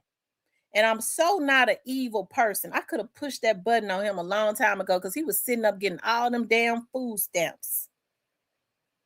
And he was sitting up bragging on YouTube about how much money he was making, defrauding the government. I could have had turned him in so many times. It didn't make no sense. And some days I thought about it. I said, I'm gonna turn his ass in tomorrow. I had the video. I had all of that. I had a whole lot of shit on that dude before he even took that mask off. One of the investigators that I know had already unmasked him. They had already told me what his name was. I knew about his son and everything. I never said nothing. I knew I had to because they had started paying them to come at me. I said, I can't go at a person I don't know who he is. And I remember I called Eric. I was like, Eric, I said, there's this guy. He wear a mask. Nobody knows his name. I said, he's starting to throw shots at me. I could tell he started to focus more and more on me because he wanted to control the narrative. And I do believe they was paying him. I said, I'm gonna have issues with him. Because he was on, we give him stage 4 cancer. I said, I'm gonna have issues with him. I need to know who he is. I can't fight a demon I don't know who he is. He said, give me a week. But it didn't take him but about 2-3 days. He said either his name is Andrew Maurice Trotter or is Maurice Andrew Trotter. He had already cracked the code on it. I didn't get on here and say, oh, this is his name when everybody was trying to figure out who he was. I didn't say nothing. I put it in my back pocket. That man started coming at me more because as I started to learn more about what had happened to his son, he finally came in. So what ended up happening was a Memphis vlogger told me, on there messing with you. Now I get to thinking about he might have been instigating that. Okay, because I remember on there and said, yeah, we baited her. So he might have been in on that. Right. And I said something about him messing with me. Because it was at that time, Fabo, he put Fabo on this channel and all of that. Y'all see how dirty he did Fabo. And so I remember like we started going at each other. And I used to have a young lady come on my channel and she said, she got up on my panel. So this is what made him mad. He knew at that point I knew who he was. He knew I knew everything about him. Said, didn't you have didn't something happen to your family? Like Tamara didn't do nothing to your family. He knew at that point that I knew everything. He knew I knew everything about him. That man killed a lady and he choked her to death. See, it's a whole lot of shit. And I couldn't understand why these women with they no good sour asses. That's what I say about women wanting to hurt other women because they broken. But you don't see men going against each other like that. They ain't gonna do it.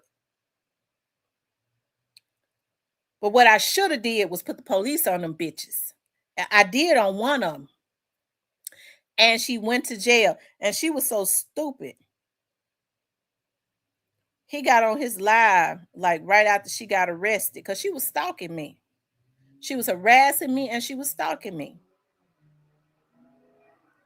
He said, don't y'all call me. Anything y'all got to say, email me. I believe he didn't want to talk to him no more, but they was constantly doing his dirty work. You had a bitch over there that had a food truck that was using her food stamps, okay, to furnish the food truck. If I was dirty, I could have really had her hemmed up real bad.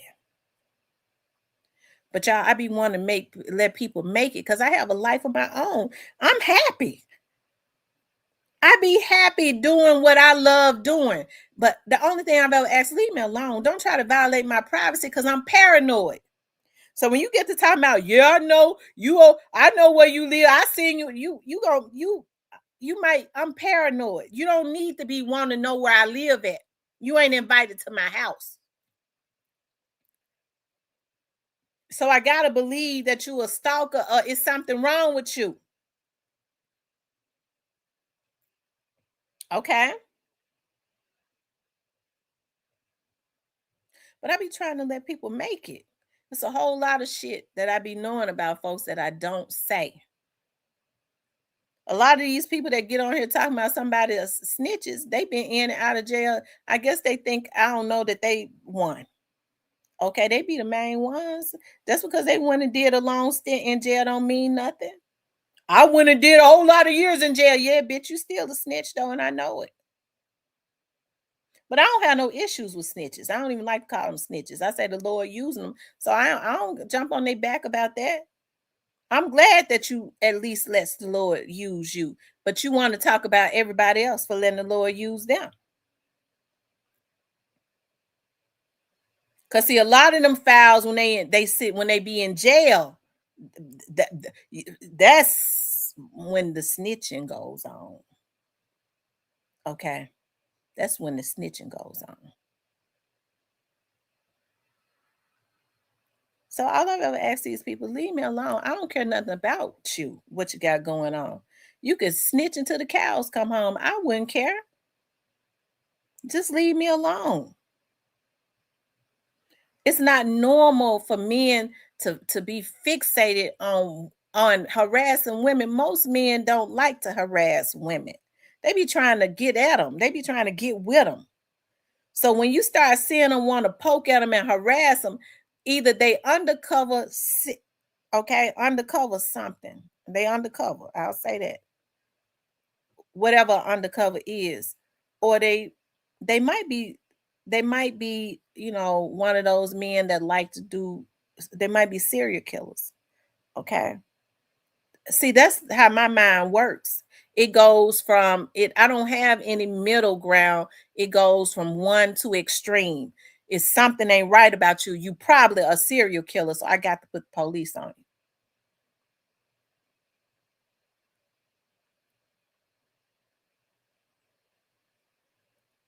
Okay. Anyway, y'all.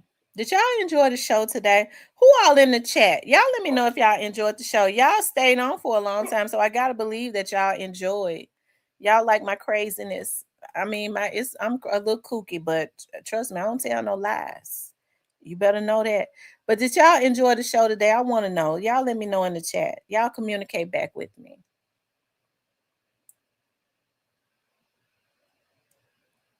Jersey said, I did. Thank you. When y'all tell me y'all enjoy the show, it makes me feel good because I don't want to believe that I'm crazy. Do y'all think I'm crazy? Do y'all think I'm kooky? Thank you, Angel, the real boss. Dub JJ said he in the bushes.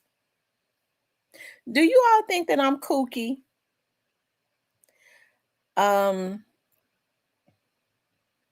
Thank you, the real yams.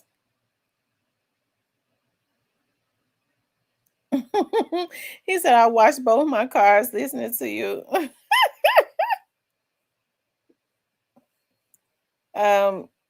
Miss Carrie said, yes. Miss Carrie, you think I'm kooky? Urban Max says, Tam, I did.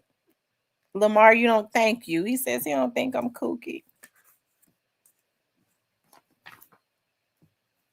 I used to date this guy, and I was in love with him too, y'all. I loved him. And he used to say, well, baby, one thing for sure, he was real laid back. I love guys that's real laid back. Because I have a personality. He said, at times, I have a personality where I can go from one extreme to the other. For the most part, I'm laid back, though. That's why I like to be quiet.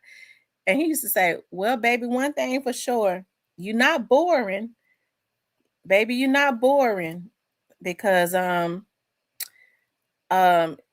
have about what do you say? You have about 100 emotions in a matter of 10 minutes.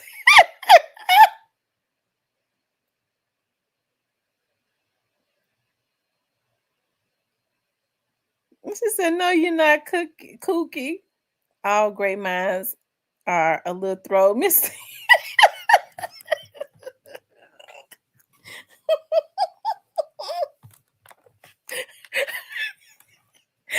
Listen, y'all know I told y'all I used to go with Patrick. I remember Patrick used to look at me and say, man, I tell you, all this good stuff, it's got to be something. I can't be mad. It's got to be something. You're a little throwed. So it's got to be something. I can't expect for everything to be 100. It's got to be something. You're a little throwed.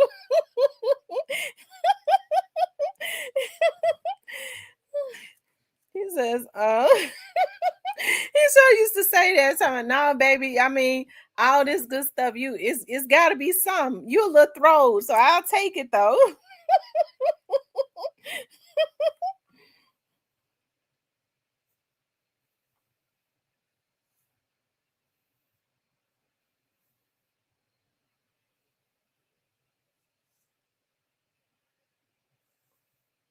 I be liking to laugh and have fun and look at stuff. Just like when I get off of here, I'm gonna put my chicken noodle soup on, and then I'm going to I'm gonna take the dogs walking. And see, that's another thing, that's because people are so intrusive. Like I be wanting, like, I don't even mind like seeing people. I told y'all, like, one day this guy followed me home. I hear my right hand to the Lord, he did it. He just don't know how close he came to being maggot food. He don't know how close he came to that. But that's what I'm talking about, when people don't have boundaries. Like, I like to go take my dogs to the doggy park and let them play and stuff. Y'all know it'll be weird for me if somebody come and sit on the bench next to me and say, "Yeah, I was looking at your show. I heard you say you was gonna take your puppies to the doggy park. I want y'all to know I have my piece on me when I go to that doggy park too. Now, I want you to know that." And I decided to come to the doggy park. You don't think that's gonna make me look at you sideways? And now I'm gonna have my hand in my pocket in case I have to up on you. Let me take my puppies to the doggy park in peace. And you take yours to the doggy park if you got one. See, I probably shouldn't take them to the doggy park because they'll know who I am, because I'm the one with all the damn dogs. I got a whole lot of puppies. Anyways, child, I ain't gonna worry about that. It's 70 degrees. My puppy said they want to go to the park today. I'm gonna take them.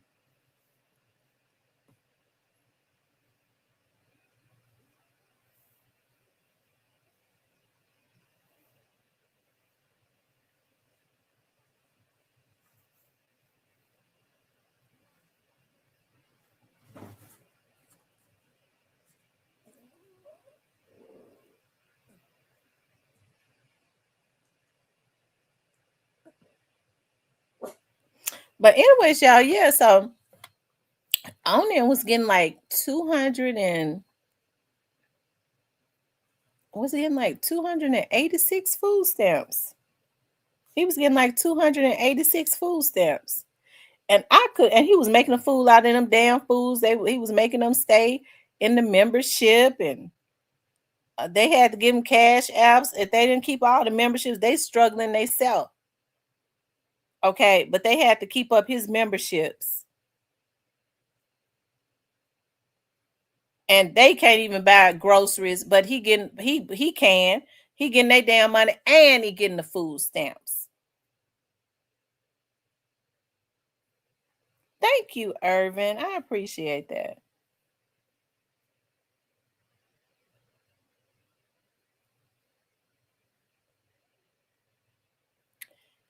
And then when they cut him off, I wasn't the reason they cut him off, though. I was not the reason they cut him off.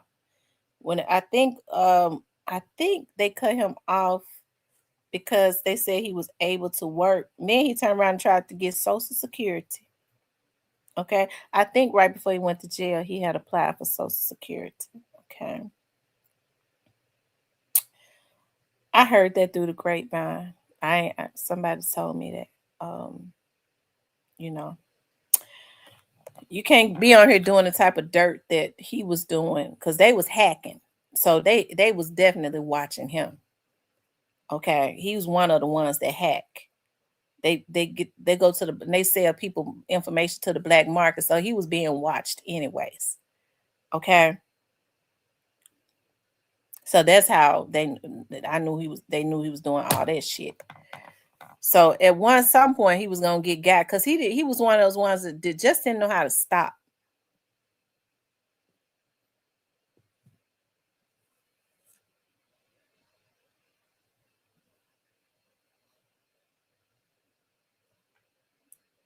And you know what's so sad? I think that dude had the gift of gab. He could have really, really went far with his lies. He definitely commanded attention.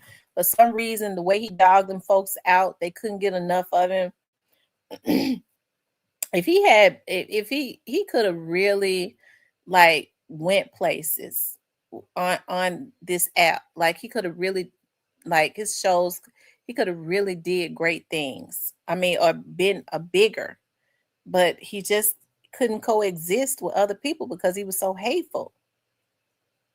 And you know that karma always spins the block. You can't do what that dude was on here doing and not expect for karma to spin the block. Because it ain't nothing to get on this app and tell your lies or whatever it is that you're on here to do and leave other people alone.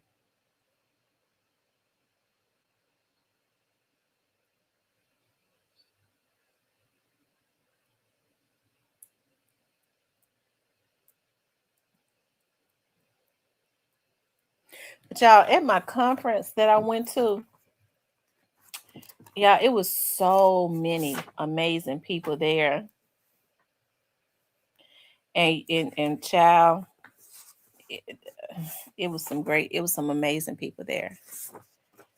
And I had the opportunity to meet some people. I wish that you all would if you go to my members, I'm talking about in my members who I actually ran into and what they actually told me.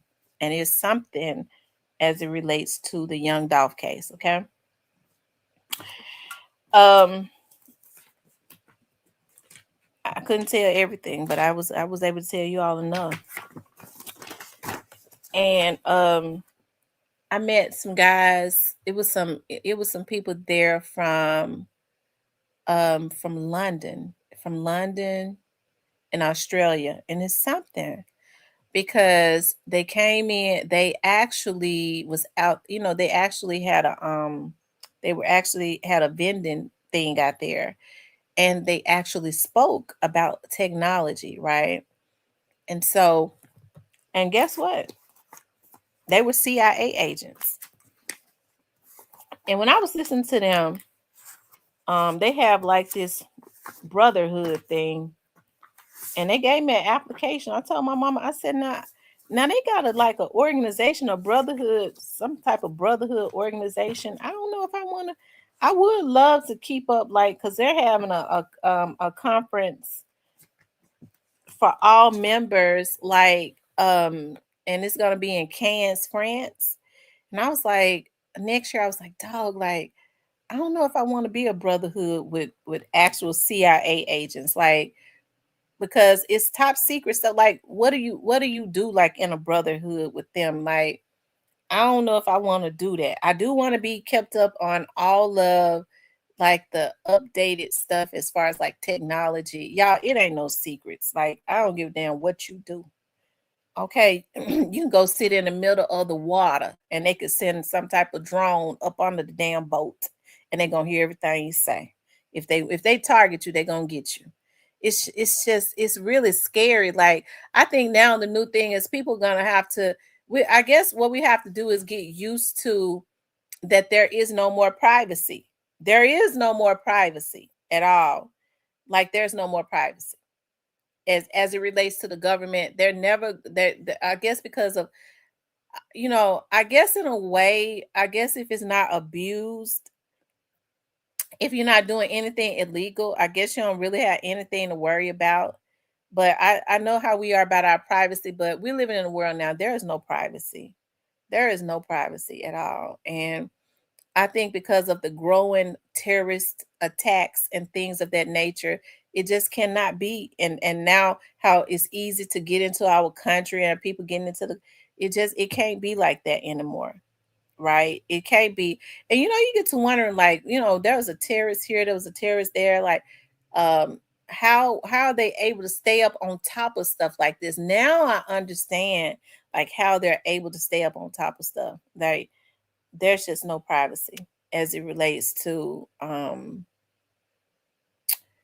us and the government. And I think that's just the new way of life. It's probably been that way for a very long time. Technology is so out of this world. And I'm trying to figure out like how they do it. Now, y'all get ready to really think I'm kooky when I say this. Now we done got into a whole different thing, y'all. I love talking about stuff like this. So I remember I was looking at, it's funny because I was just like in awe. I was like, wow, like when you think about CIA agents, like you see them walking like at the federal courts, because like now what they do is like the Secret Service and the CIA agents and stuff, like because of how certain technology has to be used, they used to did not integrate with like local law enforcement and things of that nature, but now because now you see them integrating kind of a whole lot more. And so I remember I used to love to look at these old like documentaries where these CIA agents were they would um when they would be on their deathbed, they would start talking about all of the missions that they had done, okay, for I guess in the name of patriotism or whatever, however you say it, patriotism or whatever, patriotic BS. And but they did a lot of stuff like uh, killing. That was a lot of, like, I think they, whether they want to admit it or not, but you had Chief Granderson that did admit it. He was a retired FBI agent. That M culture stuff. I'm saying it wrong, y'all. Ultra ML, is it M Ultra? Those things where they were traumatizing those children, that was done upon, that was a CIA project. So they've done some bad things too. But those agents would talk about, I guess they want to get off of their chest when they was on their deathbed. They would talk about like all of the things that they had did with the government. You're right, the MK Ultra. Thank you, Ken. Like those things that they did, like with the government and stuff. And one of them talked about like when the aliens, like when they would come from other planets. I used to did not believe in that. Now, them dudes I told y'all I went out on dates with, talking about, one of them said he had been abducted by aliens one time. Y'all, it blew my mind. He said he had been abducted. I told y'all about, I was talking to this guy and I started to like him and stuff. And I was sitting in the car with him and he was talking about, he was, just telling me all these stories about himself. Because we used to like sit in the car and just talk. He was just fun. And then he started talking about he had been abducted like back in the 90s by aliens. And I thought he was joking. He was like, no, I was abducted by aliens. I said, what? He said, yeah, I was laying in my bed. And he was serious. And I started laughing. He was like, do you believe in aliens? I said, no. He said, oh, well, don't worry about it. I was like, no, tell me. He was like, well, back in the 90s, I was in college and I was laying in my bed. And all of a sudden, this bright light came through the window. And the next thing I know, I was sucked up in this spaceship. I said, you serious? He was like, yeah, I'm dead serious. That's on my dead sister. I said, oh my God, what happened? He said, well, they sucked me up in the spaceship. And all of a sudden, they started working on me. And he said, they started working on me. They opened my chest up. He said, and then this how he said, he was like, they ain't touched my thing though. They ain't touched my thing though. And I said to myself, I was like, oh my God, he crazy. I can't see him no more. He crazy. And so then, like right after that, like later, like I had started talking to another guy because I couldn't talk to him no more. And so I remember the guy asking me, he was like, why haven't you dated in a long time? I said, well, the last guy that I talked to, I was just talking to him. We went, we was going out. That's, that back then when you could let a guy come and pick you up. And these days you can't even get in the car with him. You have to drive yourself. Okay. And I said, and so he started saying to me that he was abducted by aliens. I said he told me that he was laying in his bed and a bright light came through the window and snatched him up. Y'all, this guy right here was a police officer that I'm telling y'all about now. He was like, yeah, because I remember I was on my way home from work. I had worked in the night shift. I was on my way home. He was a goofy anyways. And it was this light came through the woods and started trailing me. And I was I put my foot on the pedal. I said, are you serious? I said, the aliens tried to get you too? Yeah, they tried to get me. I put my foot on the pedal. I said, what is going on? I meet these men that's crazy. Now he okay. Bless his heart. He's sweet as he can be. Okay, but it wasn't no more dinners after that. Because I used to love to go to the Olive Garden. It wasn't no more Olive Garden after that. Okay, that was it for him. But because I tried to tell him that this dude talked about he had been snatched up by aliens, and he told me the aliens chased him down, getting off work. So, anyways, I had never believed in him, but I said that to say this. So then I was looking at the CIA agent that was on his deathbed, and he was talking about how the aliens come to Area 52 and down there in Las Vegas. And he said a lot of the technology, like he was like, you have to be crazy to think that we're the only living thing that there are no other planets. And I don't think that I had ever thought about it like that. Okay. I don't think I had ever thought about it like that. But listening to that guy, he was like, a lot of like when they go up to space and stuff, they come to planet Earth and they go, and we think about it, they always going up into space. We don't really know what they're doing. They claim they're going to space. We don't know what they really doing. The American government keeps a lot of stuff from us. They don't tell us a lot of stuff. Why? I don't know. Is it in Arizona? Okay, I thought it was in Las Vegas, Area 51. Is it Area 51 or 52? And so, or is it 54? It might be Area 54. And I believe it. Look at how they swept that stuff up under the rug when those people called the police on whatever that thing was that fell in their yard in Vegas. They made those people move out of their house. They were scared and everything. But that CIA agent said,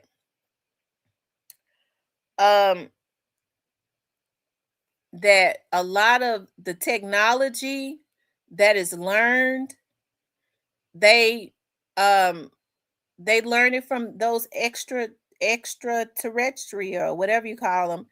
And he says that the reason that the Asian countries are so much more advanced is because they had already been way open before the United States to learning from them. I don't know why it's not easy for me to believe stuff. I definitely don't believe them clowns the clowns that I was just telling y'all about. I believe they was on something. One of them was probably drunk because he was a damn drunk. He was working at the damn police department, stressed out, drunk. So I believe he was drunk that night. Probably had been drunk at work.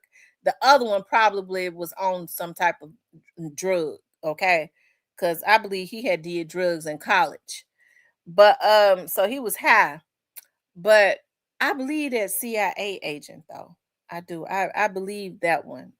And all y'all got to do is look those documentaries up on YouTube. Stuff like that really interests me when I started thinking about like the types of stuff, like when they started asking, when they was interviewing the presidents and stuff, and they started asking them about extraterrestrials, and George Bush was like, the American people are not ready for stuff like that. Why they feel like we don't need to know about stuff like that? It has to be something sinister.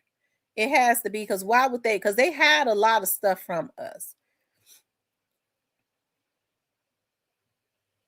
Because remember a couple years ago, like I said, that family in Las Vegas, when the thing, whatever that thing was, fell in their backyard, and the police was looking at it.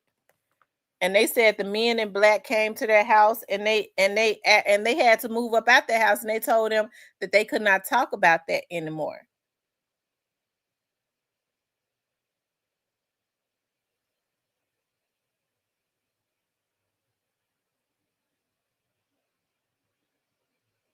He said that Netflix show Stranger Things is about the MK. Really? Is that on Netflix? Yeah, I used to do so much research on that MK Ultra stuff. I want to show y'all something. Y'all, I want to listen. Listen, I want to show y'all this. Hold on.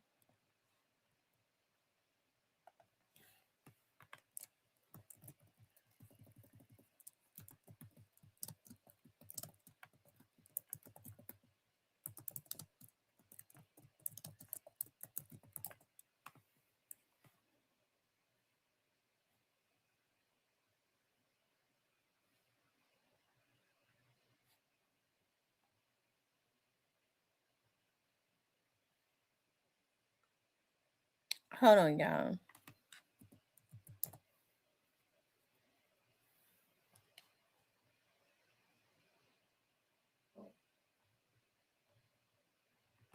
Y'all, they have moved his stuff. They do not have him on here.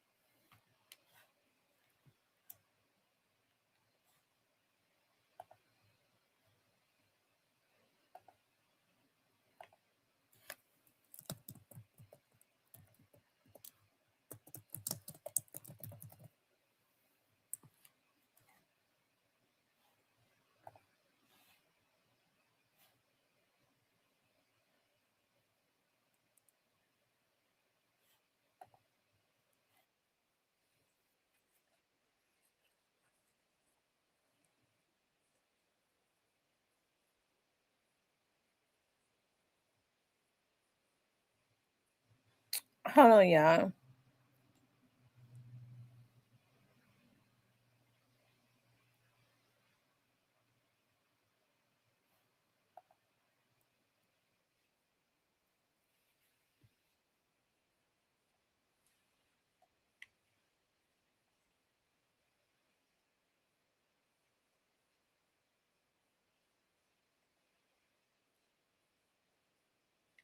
$2.5 million. I was an agent on the street for 9.5 years, and then I advanced administratively.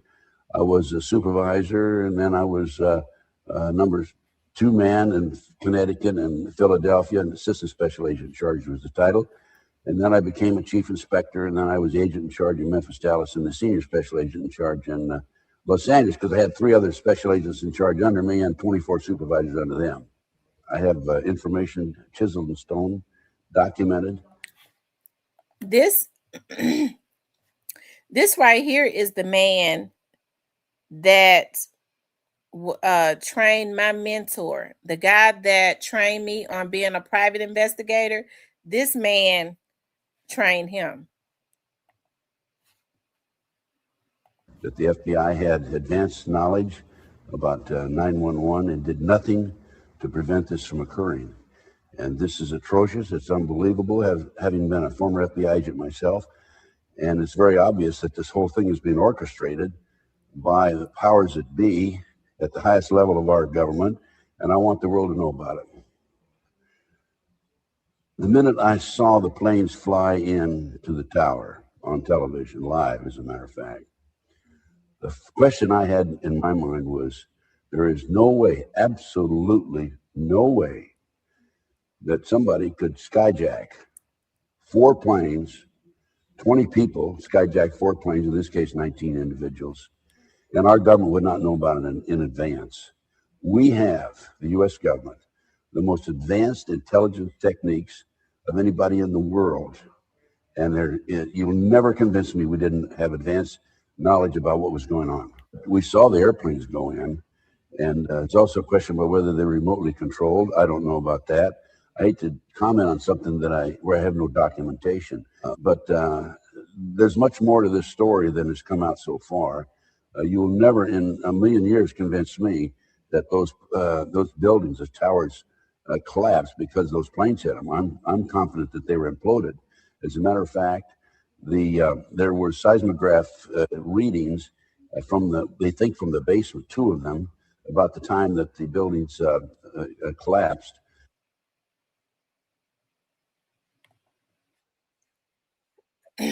Listen, this man exposed so much stuff. He exposed what was going on as far as the MK Ultra stuff, that it was a lot of the government involved, like with doing these things to these children.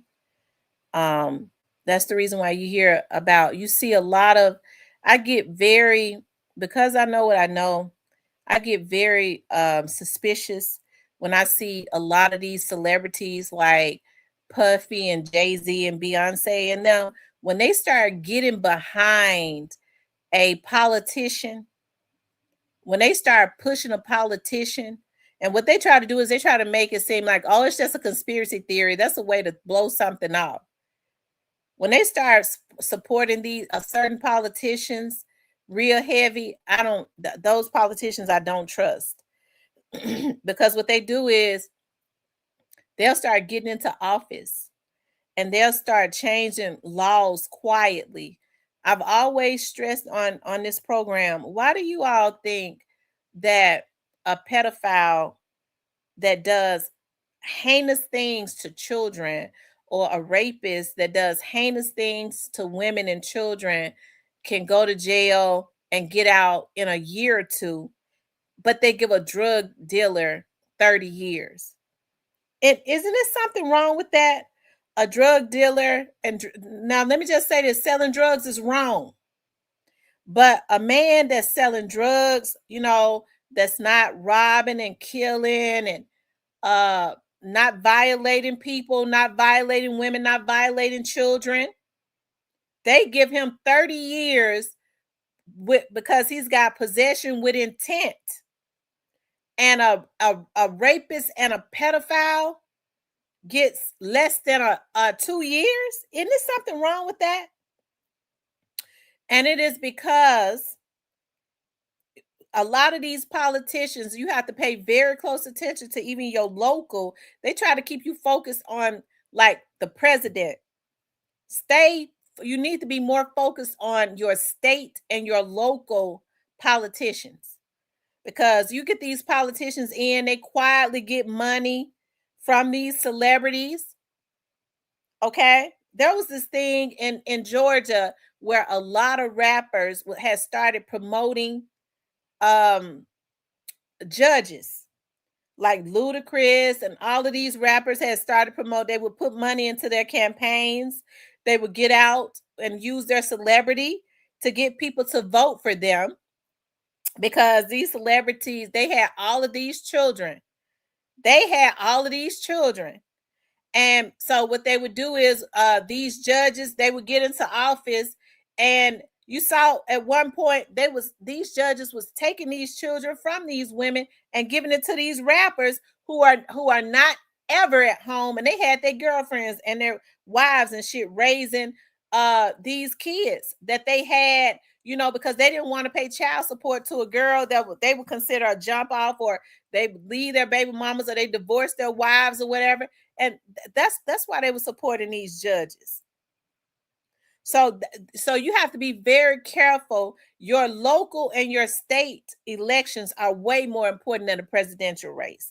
Always remember that, because when they get into office, they change laws and make them less stringent. Of course, you have these celebrities, they will support, because they have to travel to every state when they are out here touring and stuff. So that, yeah, they would love to have some big politician to every state that could make a call if they get into a city and get in trouble. They can make a call and make sure that they are good, or get out of jail or something like that, or charges and stuff drop.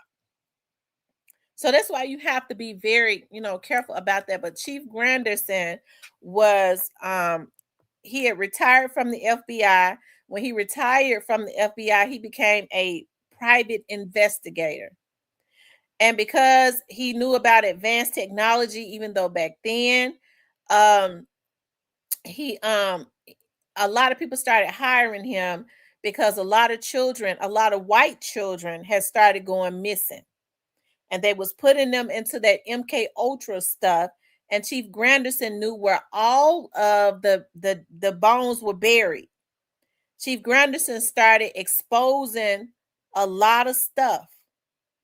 Okay, he started exposing all of these state senators and all of this. I think I've spoken about this before. There was this kid named Johnny Gauch from out of Iowa. Y'all could look this up yourself. Chief Granderson was hired when he retired as a private investigator, okay, to investigate this case for this family. Well, Johnny Gauch went missing. He was a paper boy from out of Iowa, 12 years old. He went on his paper route that morning, as he did every morning. Johnny's friend was with him. Johnny out delivering his paper, a car pull up, snatch him, put him in the car. Johnny's family did everything that they could. The police director at that time would not give them any help. Later found out the police director was involved with this stuff, okay, in Iowa. Now he dead and rotten somewhere, okay? And so Johnny Gauch's family saw him no more. There were no more signs of Johnny, okay? They did everything they could. They didn't know what had happened. There was no sightings of him, nothing. Johnny, about 4 to 5 years later, Johnny's family, who are hardcore Republicans, was sitting at their home. There was like a State of the Union or something. It was something on TV, and President Bush, old man Bush, was the president at this time. So they have something going on the lawn of the White House. Okay, Johnny's family is sitting there looking at TV, and they see all of these kids on the White House lawn, and who is behind President Bush but Johnny Gauch. Okay, Johnny's mom jumps up and says, "That's Johnny." They had not seen him in years, but that's my child. Don't y'all know they told her that was not her child? His whole family went into hysterics. That's our brother. That's Johnny. No, that wasn't Johnny. That was somebody else's child. They produced a fake name and said this, So Chief Granderson gets on the case, starts exposing all of this Pizzagate. All of this stuff is true. It's been going on. Okay. And he takes it all the way up to the president of the United States. Okay. He gets ready to expose this. All of a sudden, Chief Granderson develops later on, and he beat it twice. They talk about that. They y'all, it's a lot of evil stuff that goes on. So that's why a lot of these celebrities get that stuff. And they say Jay-Z gave that girl something, that Kathy, white girl that was pregnant by him, that he was dating, something to give her an aneurysm. I believe it, because they did something with Chief Granderson too. He actually was able to beat the cancer twice. This stuff is real, y'all. I know that's deep. I don't talk about that a lot because this man blew the whistle on a whole lot of stuff. He's exposed the chemtrails that they have in airplanes, what Prince was trying to talk about. Hold on.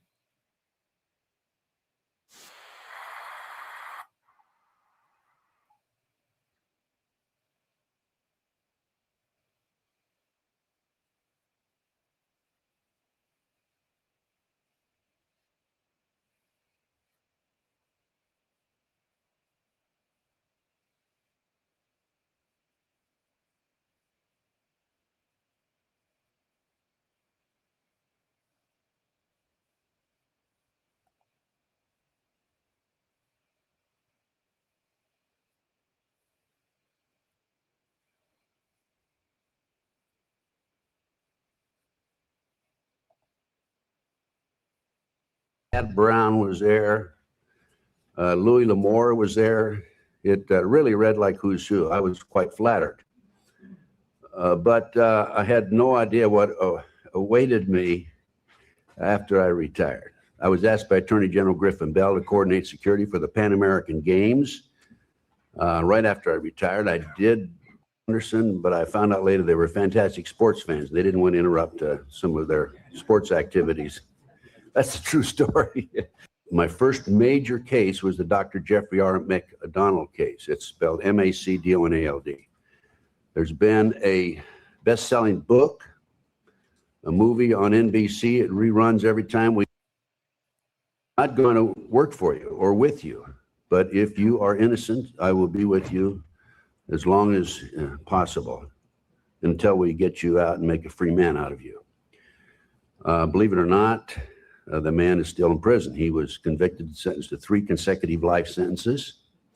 He did not commit the crimes. And I'm gonna tell y'all something, y'all.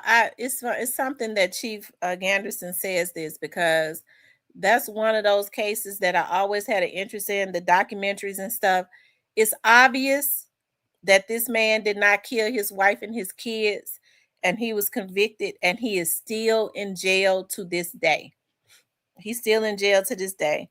But anyways, y'all have to, a lot of people are not into investigations and stuff like that. Like I am. I eat, sleep, and breathe investigations. Like I was so tickled pink. I was so happy to be amongst all the people that I was amongst for the last 4 days, just with the advanced technology that's out there, learning about it, being able to network with these people, being able to just exchange information, how open they were. Now, I'm real meticulous about, I don't really like joining organizations, but I get to thinking about if it's some CIA agents and they got an organization where they're teaching government investigators and stuff about advanced technology and stuff like that. I was like, Lord, maybe it'd be worth it. But I'm real cautious about stuff like that. I never even wanted to join a sorority. Like I'm very meticulous about joining organizations. I just am. Okay. And then, especially when it's supposed to be top secret stuff, I get the Lord, because you get thinking, oh yeah, it's top secret and this and that.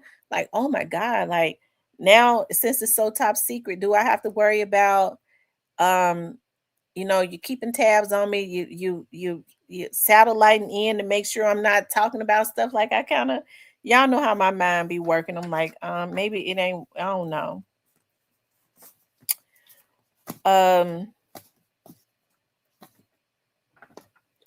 He says, yes, technology that we see gets let out a little at a time. Right. And when they start to let it out, I know now is when they start to let out technology, like when they start alerting the public about how advanced certain technology is, it is because they have taken it up a notch. Like, okay, it's okay to start letting the public know about this and start letting this out because like we've advanced from that. So by the time the public knows it, they've already advanced to something else that tops that totally. And we think we be learning something, right? Like, oh yeah, we learning this. No, okay, so now we know about it. They've already topped that. They're on to something else. I say it with the way that technology is. I don't know how it's gonna happen, but I wouldn't be surprised if, like, in some years, like we'll be able to shop in our living rooms. I told my mom, I said, I believe, like, with the way, just listening to how technology is, listening to these people within this past few days, like I believe in a few years, like we're gonna be able to take like our hands and choose whatever it is we want from the grocery store through some device that look like a TV. And then I think we're gonna be able to put our hands through it and through the device and get the groceries out of there. I don't know how that's gonna happen, but just with the way that technology is now, it totally blows my mind at this point. Just reach through a screen and get the groceries out. And it almost seems surreal, but a lot of stuff that they're able to do at this point is totally surreal.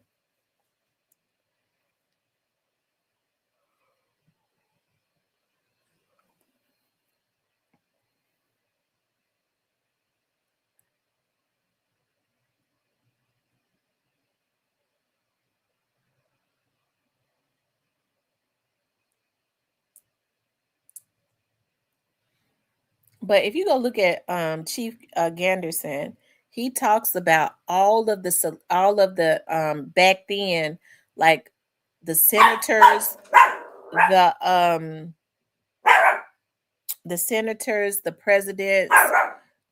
I want to show y'all Johnny. I'm gonna show y'all Johnny Gauche. I want to show y'all Johnny Gauche, y'all.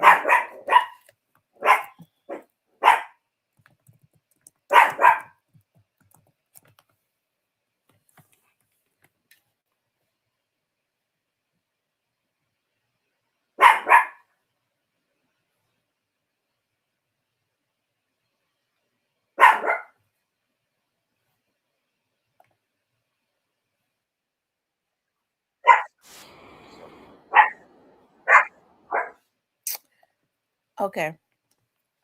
I'm gonna do a video on Johnny Gauche. I'm gonna do a video on Johnny Gauche, y'all. Y'all, I have a new song. I want y'all to hear my song. Boy, be quiet. I want y'all to tell me which one y'all like better. Maybe I should just pop out with the new song. Like I have a new intro song for my show, and I'm gonna have a new intro song because I'm gonna keep this. I'm gonna get ready to do some things differently. I am. Okay, just this right here. Real Talk with Tamara will always be the main vlog. It's gonna always be the gossip vlog. We're gonna start having guests on here. Like I said, I'm gonna get Steve Mulroy on. I'm gonna try to get more than just Memphis people on though. I thought about asking Art if he wants to come on. You know, Art is a cool guy. But he probably won't come on. But he might will. But I'm gonna get more than just Memphis people to come on the show. But I'm gonna start doing more interviews, and then I'm doing something else too that I'm gonna reveal to you all. I think that y'all will enjoy. It's definitely something I will enjoy. Y'all know, like I love investigations. Like that's just my thing. I love it so much. Like I just get so into myself when I'm looking at stuff and looking at these missing persons cases and all of that. I find though, like when I start communicating with the families, it drains me because it hurts me because the families be pulling on you so bad.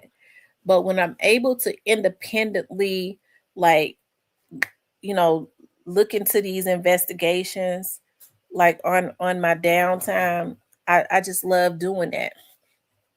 It's so amazing. Like I think, and it's not a case that I'm looking at, but I'm so happy that I did bring that I did air or speak about Howard Barnett's case, because I think that case has some fire up under it at this point, and I hope that the fire does not go out. I hope the fire does not go out. And from my understanding, MPD is expanding their cold case SWAT and bringing back a lot of the old more of the old investigators that have retired. I remember when Sharon was on here, because when she called me, she heard me talking about Howard, and I was telling her about what my friend was saying. She knows my friend too, because we were all cool. And she was like, girl, if they bring me back, because I was like, it would be good for you to go back, and work cold cases, and she's retired and they bring her back.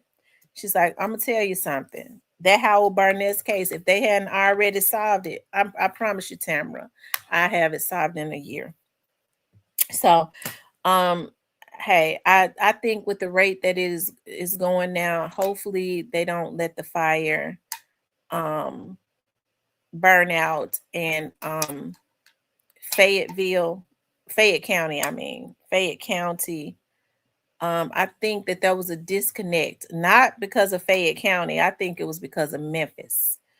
Memphis was not doing what they were supposed to do. I think that there was a disconnect, but I think that everybody is working together now. So, from my understanding, and I don't know what's going on. I don't want to know what's going on. It would be good for nobody to know until they're collaborating to do whatever it is that they do, so that they can bring some type of justice to Howard's children and his mother and his family, right? So I guess we'll all know at the same time, right? All I know is that there is some fire that has been lit up under that, and it seems to be burning. The blaze seems to be burning. So, hey, I hope that when they finish doing whatever it is that they do, from my understanding, they've there's something going on. Okay, that area was okay. So anyway, y'all, I've been on here for almost 4 hours. So we'll keep his family in prayer. I haven't heard anything else. I haven't heard anything else other than when my friend called me the other day and he just brought it up out of nowhere, about that. And it made me so happy because, he's one of the top ranking people and at MPD. And so I do know when rank starts to get involved, they shoot fire up under the people that's supposed to be working. And so the mere fact when he started stating, and then he started saying some stuff that I didn't even know, to let me know that they had been looking into this, like they've gotten some new stuff, developments and stuff. I was like, oh my God, like that made me feel good. But I know he's not going to tell me anything else because he's one of those types. But just the mere fact that somebody at his rank is involved and has looked into it again, and it is a cold case, that makes me, that's some hope, right? Because it takes rank to get involved, right? So I guess we'll all know at the same time. Hopefully the blaze does not go out. Listen, he called me this morning and he didn't say nothing about it. I was hoping he would, but he didn't say nothing. I was like, I ain't gonna ask him because I know he's not gonna tell me nothing. He has to just randomly say something. So he didn't say nothing. I was hoping that he would. I was like, dog, he didn't say nothing. So I don't know what's going on, but it's oftentimes it's not good to even know nothing, right? Until it's time for everybody to know. So anyway, you guys, I'm gonna get off of here. Okay, I'm gonna get off of here because I got some more things I gotta do. And I gotta put my chicken noodle soup on. My puppy's looking at me like they're real sad because they want to go to the park. So I'm gonna take them to the park, and then I'm gonna put my chicken noodle soup on first. So maybe it'll be ready by the time I come back. I'm gonna put them in their stroller. I like to push them and run because that's how I get my exercise on. So anyways, you guys, I love you all. I appreciate y'all tuning in, dealing with me today. If y'all want to, because y'all know how I am. I be fussing, and then I be laughing, and then I be joking, and I be fussing again. But if y'all want to support the channel, y'all can hit up the Cash App $ Real Talk with Tamara, or you all can do the Cash App. Did I say Cash App? Or you can do the super thanks, or you could do the super chat. Okay. Listen, I want you all to have a blessed day. Make sure y'all try to eat with your family and stuff today. Stay safe. I have not been getting on my praying line because I have been at a conference, but I will starting tomorrow. I'm back on my praying line. We get on every morning from 7 o'clock a.m. to 7:15 a.m. And so we pray and come into agreement about different things. And prayer definitely works. I want you all to know how much I appreciate each and every one of you all for supporting the channel as we look to start doing things a little differently, because what I got was I have a new theme song. Okay, we're gonna change the look up a little bit, and we just look to make it better. And then I have another surprise that I'm gonna reveal to you all as it relates to something else that I'm doing too. Anyways, you guys, but I want to. It's a beautiful day. It's 70 degrees in Memphis and the surrounding areas. So try to get out and do something today, or sit out on your porch and get some fresh air. Spend some time with your family. Try to eat with your family. Make sure you pray. Okay. Make sure you pray and meditate. In all things, keep God first. Okay. Most importantly, treat each other right. Treat people the way that you would want to be treated. And if you don't treat yourself right, learn to love yourself right, because how you treat yourself is a reflection of how you treat others. And what I found is a lot of people don't like themselves and they don't love themselves. So it's easy for them to mistreat other people, right? So learn to love yourself, because love starts from within. It starts inward and go outward. And I pray that we all just learn to love on ourselves. The same love that we try and give to other people, we need to shower on ourselves first. Not a selfish kind of love, but a deep kind of love that God would have for all of his people, all of his living things, right?